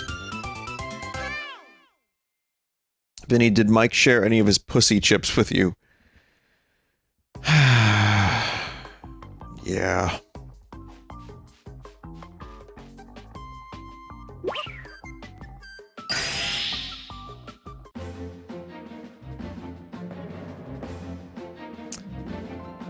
Well, I guess I have to tell you the story now.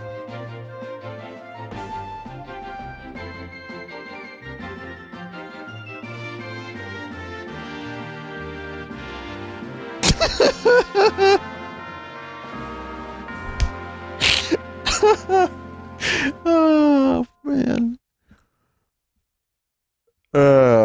Yeah, I'll tell you about that in a second. Yeah, you did it, Kirby. The lore is back in business. The oars, wings, emblem, and mast, it's all there. The moment I've been waiting for, it's here. You're my hero.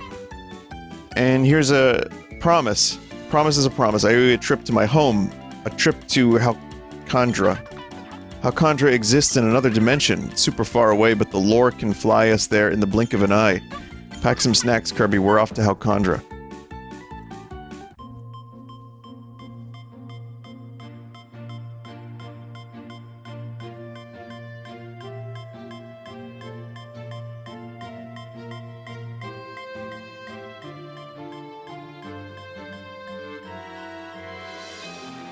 Skinner, what is this? These aren't the pussy chips I asked for.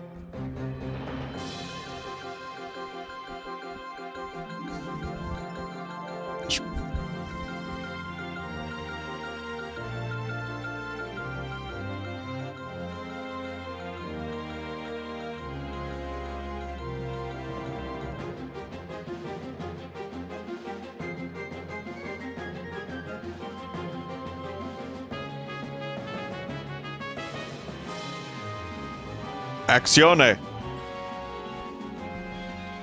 Velocità!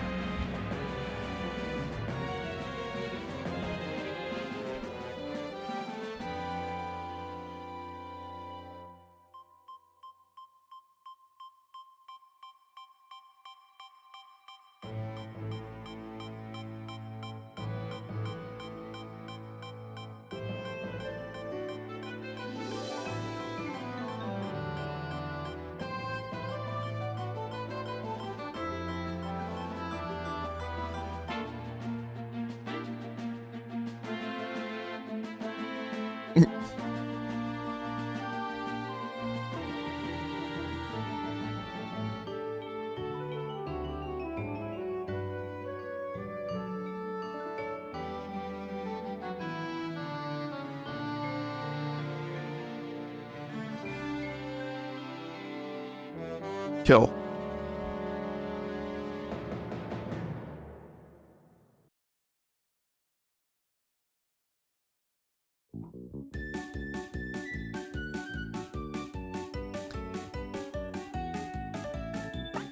Kirby, that dragon, its name is Landia. It lived on this planet for ages, but it's always been fast asleep. Recently, however, it awoke and went on a rampage. Please, Kirby, you must defeat that crazy dragon. I know I've asked a lot of you, but this is it, I swear. Okay. Okay, fine. But let me tell you the story. Hang on, let me grab them real quick.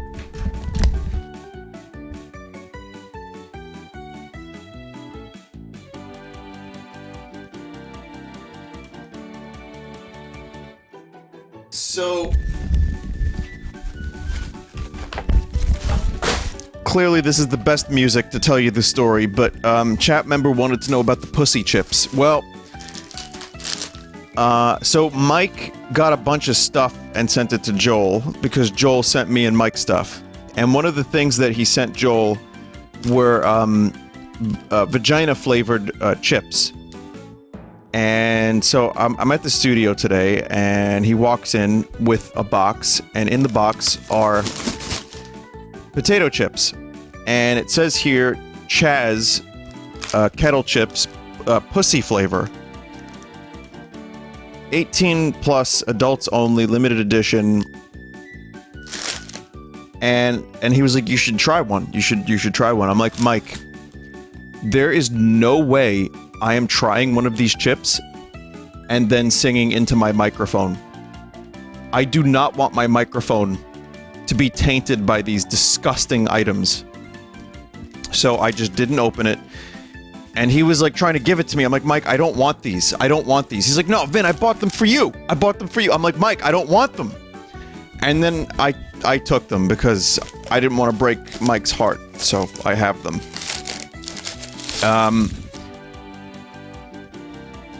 Chat, I might puke. Like, seriously, this is one of the worst things that could exist. I don't... Joel hated them? Oh no.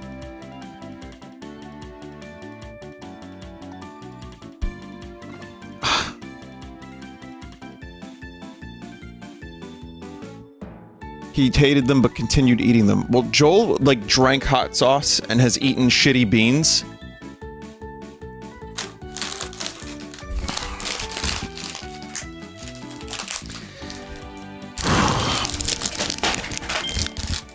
I just... Oof. Oh, it smells weird. I think... God, chat, I think it's just like I'm in my head about this. Like, they smell weird! They smell weird!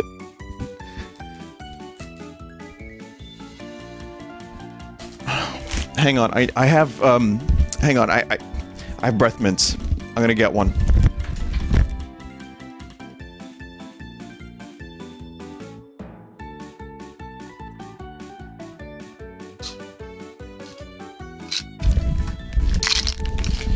Just in case. Alright, because this is like, how do you artificially flavor something? Like, maybe, did they go to Gwyneth Paltrow for this? It says on the back, English, potato chips pussy flavor, ingredients 56% potatoes, rapeseed oil, god damn it, maltodextrin, salt, onions, garlic, sugar, cream powder, yeast extract. Oh, like, even just reading this is making me feel weird. Alright, here we go, chat, I'm trying one.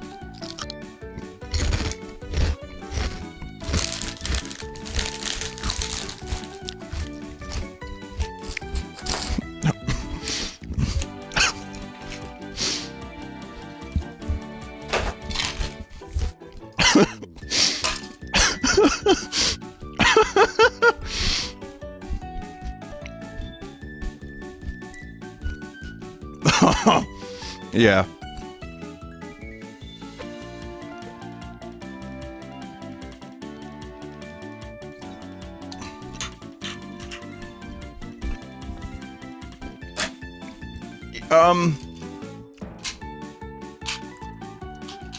They're weird. They're just weird. That's all. It's a mental thing.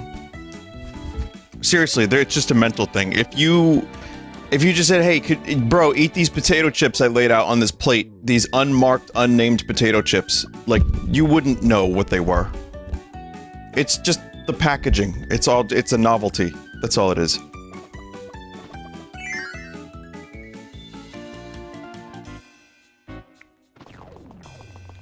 The dumbest shit. It's so dumb.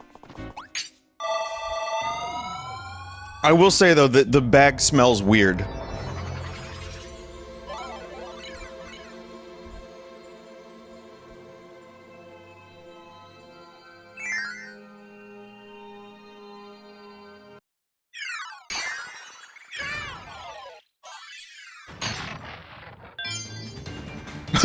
Now eat the dick kettle chips.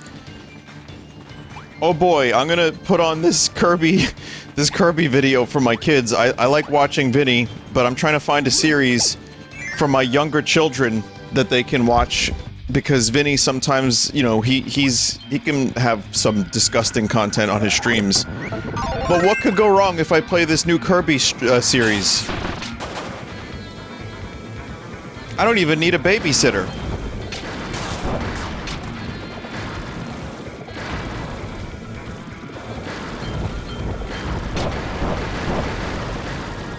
Speaking of what could go wrong, there's some shelf on Amazon that uses our What Could Go Wrong album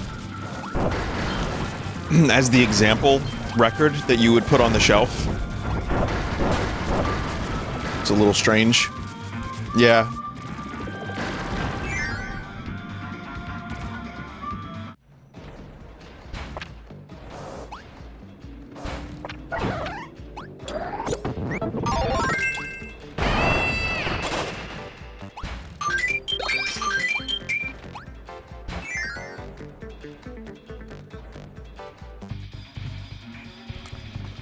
Mom! Vinny was eating, these, really cool potato chips, and, I wanted to try them out, because, you know, I really like potato chips, and this flavor sounds really cool. I was just wondering if you could buy them for me? Tucker, we already have chips. No, Mom, we don't have these. You gotta order these special.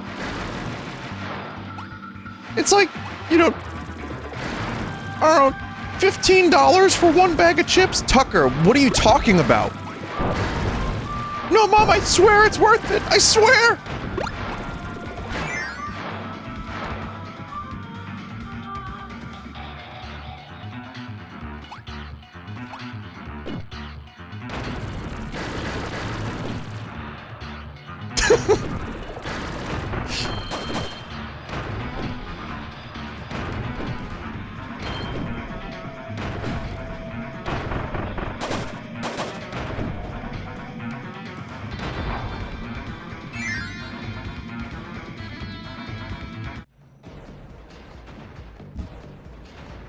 God.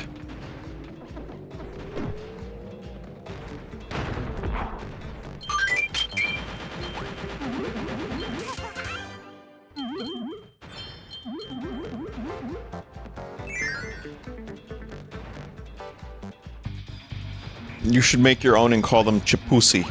I'll just... Yeah, I'll do a ghost kitchen. That's another thing we were talking about in the forest. Episode 3, which has not yet been put to full sauce.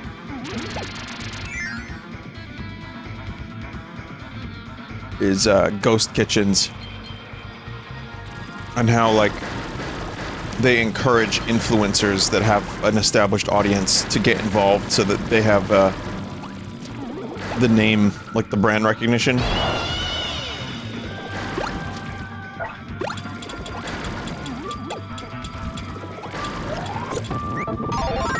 I wonder if you could do that, like you could just sign up for a ghost kitchen and just do like bizarre, like gross, weirdo things.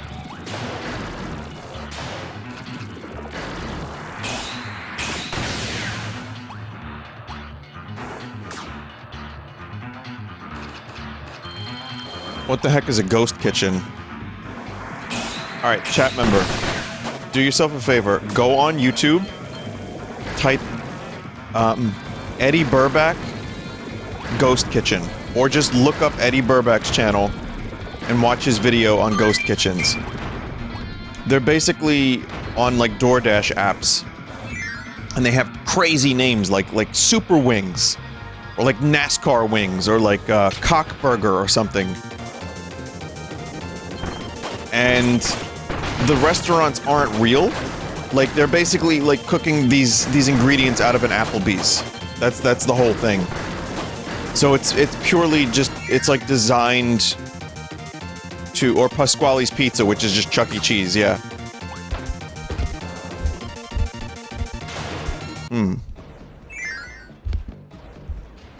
Mr. Beast Burger. Of which the quality is apparently very, very wildly different and sometimes really shitty. They also have, like, super weird buildings. They have, like, 30 virtual restaurants in one building. And while Mr. Beast in an interview was like, no, it's good for mom and pop kitchens to get, we give them more business, they just have to cook our you know, menu. But it's like Outback. Chuck E. Cheese is one of them. Like, it's usually not a mom and pop kitchen as opposed to some, like, you know, pre-established thing. I've had a ghost kitchen one time before I even knew what they were. And I thought it was very mediocre. It's like Applebee's type food. It's that kind of shit.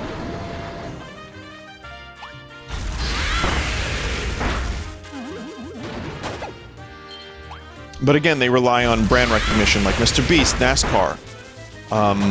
You know, if you already have a pre-established brand, you can just open up your own kitchen and sell chicken tenders with a wacky name.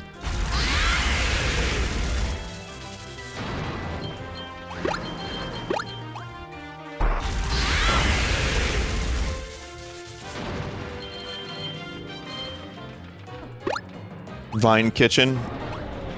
I really don't want to open up a ghost kitchen.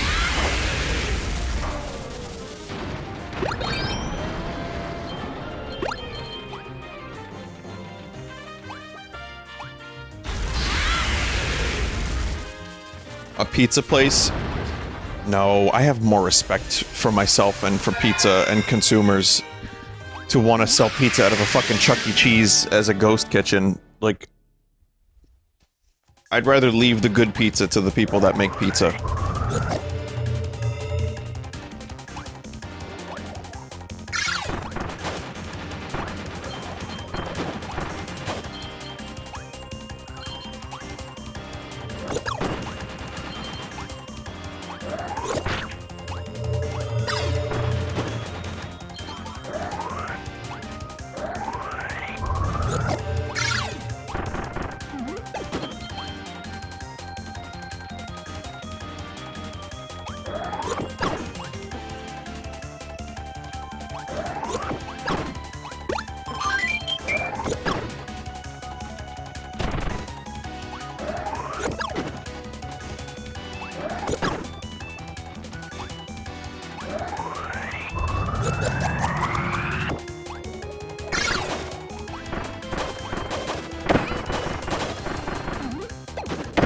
shit.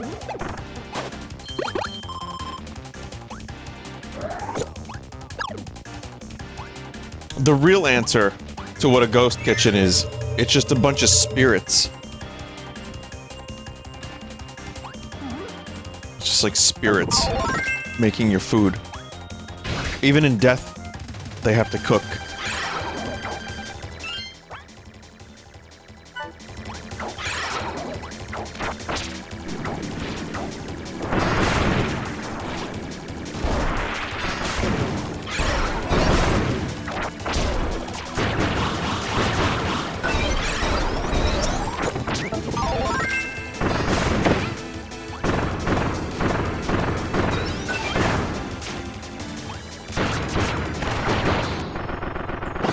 Gotcha.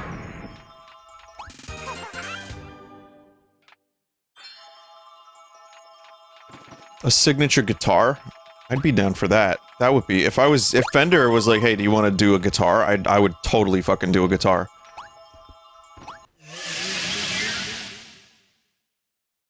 When are you getting your own Funko Pop? I was offered a U2's. I think I mentioned this. I turned it down. I don't want to do that shit.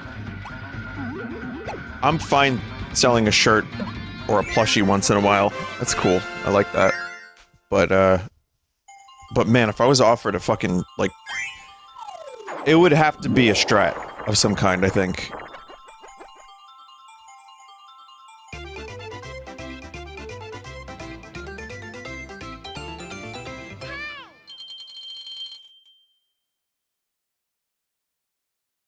That'll be fun.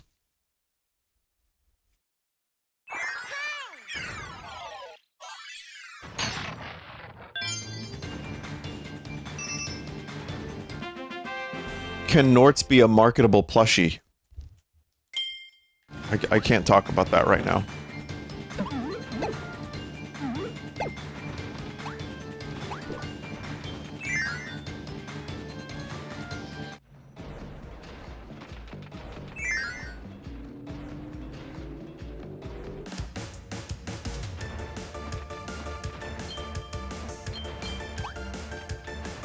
I'll do this one more level. I know it's not, like, the usual time I end, but I'm slightly tired. So I'll just do the one more.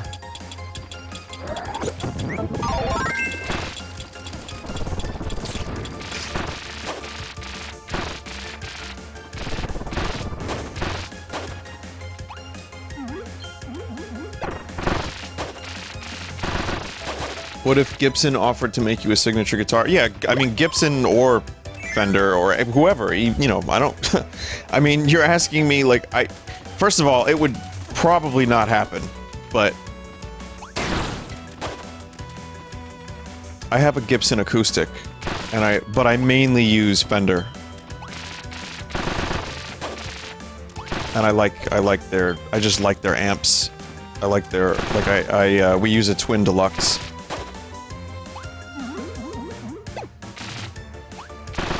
Fender Twin Deluxe. I like their, I like their guitars. I just like the way they sound, the way they play.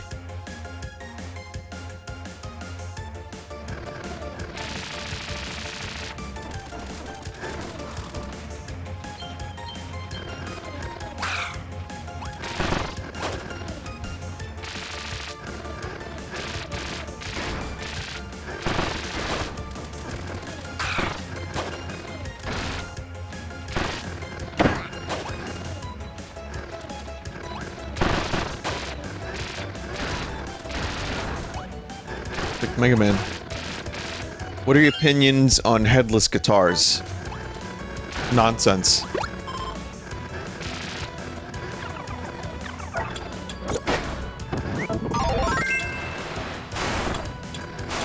I've never played one. They just look weird. Is it like a gimmick just to look cool?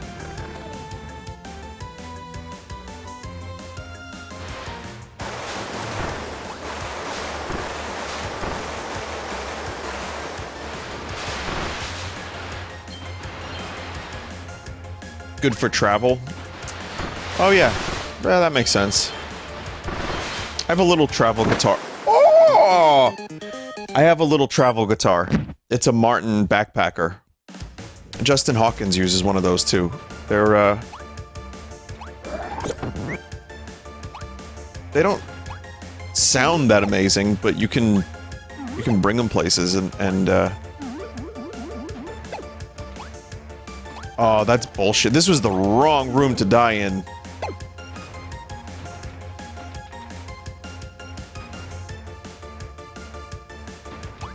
So you can be the guitar guy at a party.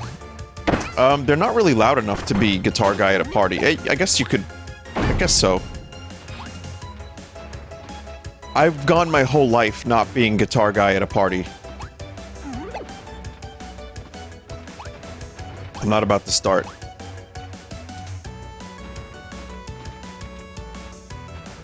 The X button?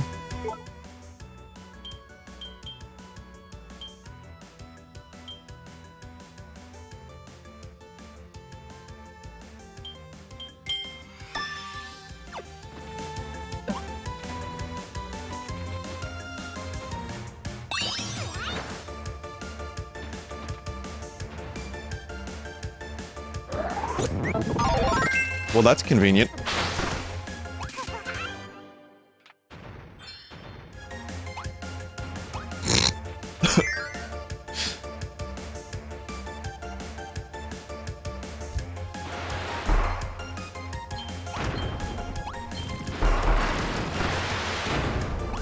I got this, I'll tell you a fun little story, actually, just,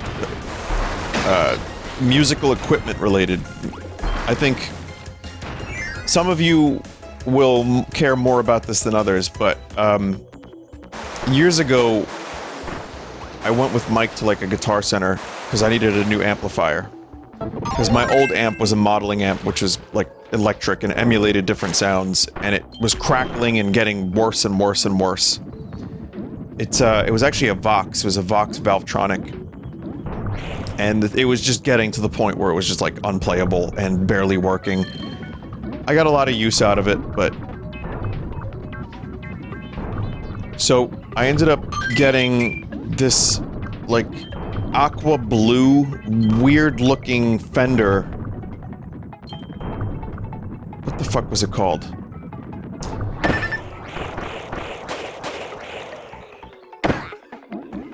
It's like the Annihilator or something, or the, it had a weird name.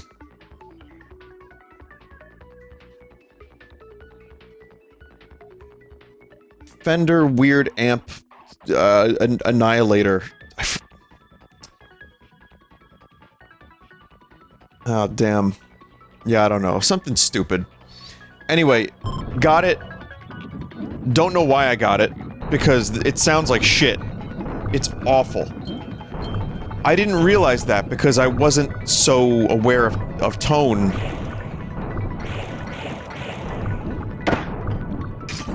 Oh.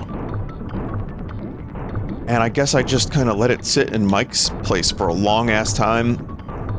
And now Joe's amps are all crackly. So Mike brought it in today, and I had to play on it because the other amps are all crackly, they need to be fixed. I hate it. Vaporizer! It's the Vaporizer, it's a Fender Vaporizer. It looked cool. I bought it because it looked cool, and it was on sale. It's such a piece of shit. I hate the way it sounds. After like 3 songs, I just told everyone I wanted to throw it out of a moving train. It's disgusting. It does the job. Yeah, I mean...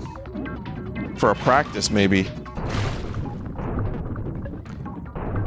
Need rock to get that? Oh, yeah.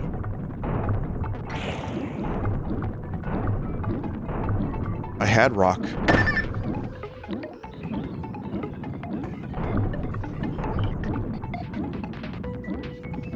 But yeah, we need to get the amps fixed, because presently I cannot continue using this vaporizer as cool as it looks.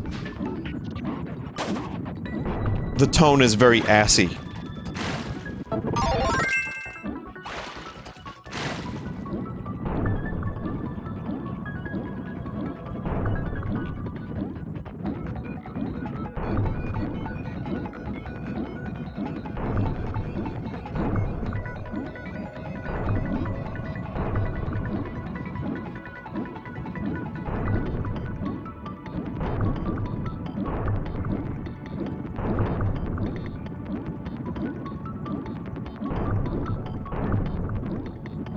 Vinny Duck update.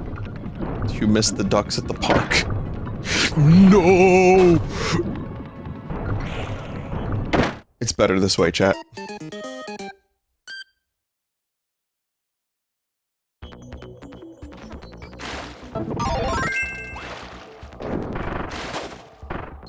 Yes, to answer your question, it's been a little warmer lately, but I still haven't gone to see the ducks, and I mean, yeah, I miss them a little bit, sure.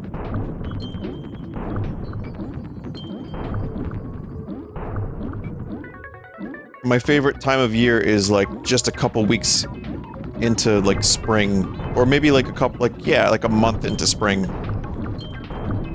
And the ducks have had babies.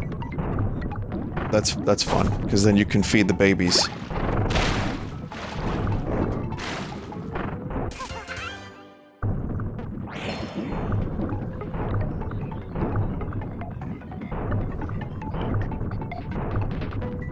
Ducklings, they call them. They're like younglings. Anakin kills them.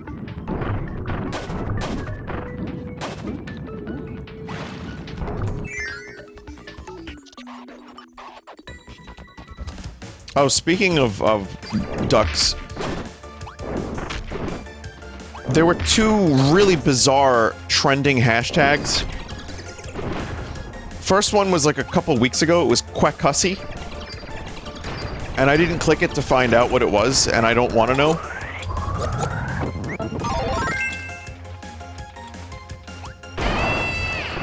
The other one was Spreen, S-P-R-E-E-N.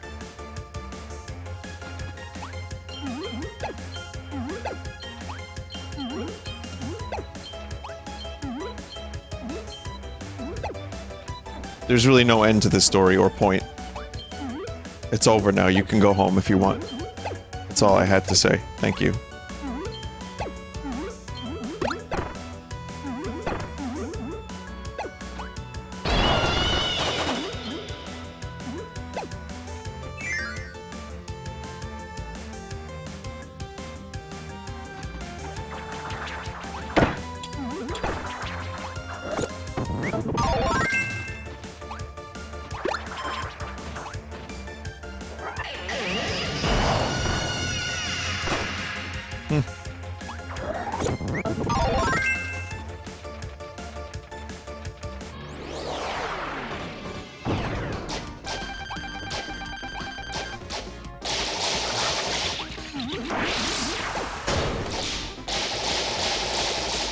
I just want to know how this whip is doing damage to this metal UFO.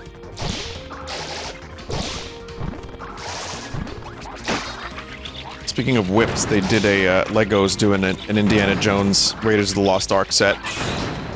The beginning temple with the boulder.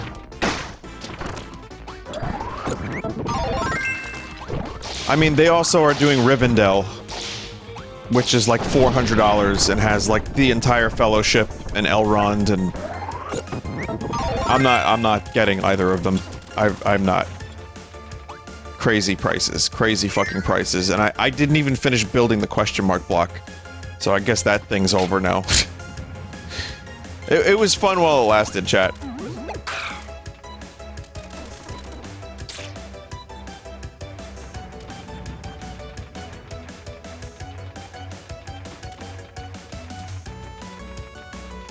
Go back. No,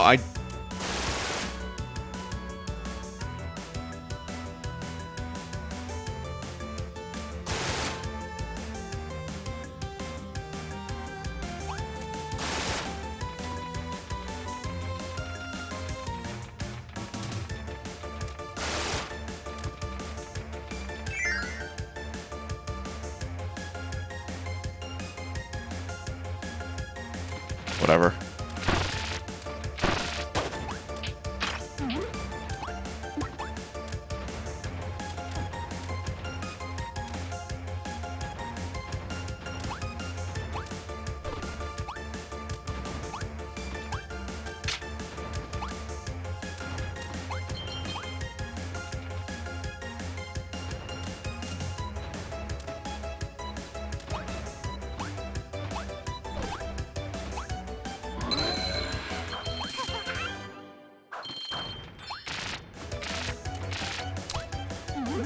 Yeah, that third one is a real pain in the ass, huh?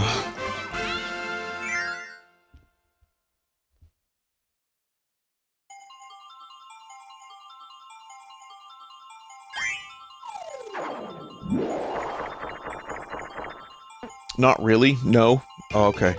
We got some gamers in chat. I just didn't know what I didn't process what I had to do quick enough is my problem. So. And there's no reset, so you have to just kind of, like, die and get the power again. That's really why it's a pain in the ass, but yeah. I guess if you know what to do from the very beginning, it's not so bad.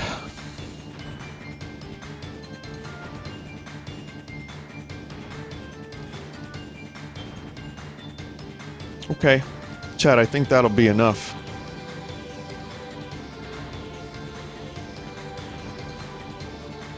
Next time, we'll try to finish this up, and then maybe check out that other game mode. But thank you for watching Kirby. Yes. It was good. I'll probably do more Kirby on next Tuesday, and I have other things I'm going to be playing as well. And, of course, I'll see you next for Sunday stream. And I have lots of other pre-recorded things I'm going to check out.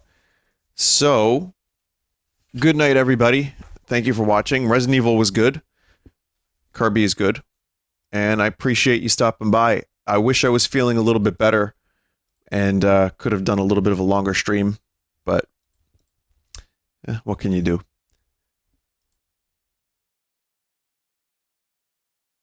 Here's what you can do. Dear Mario, yours truly, Princess Toadstool. Peach. Also, chat, fuck those chips.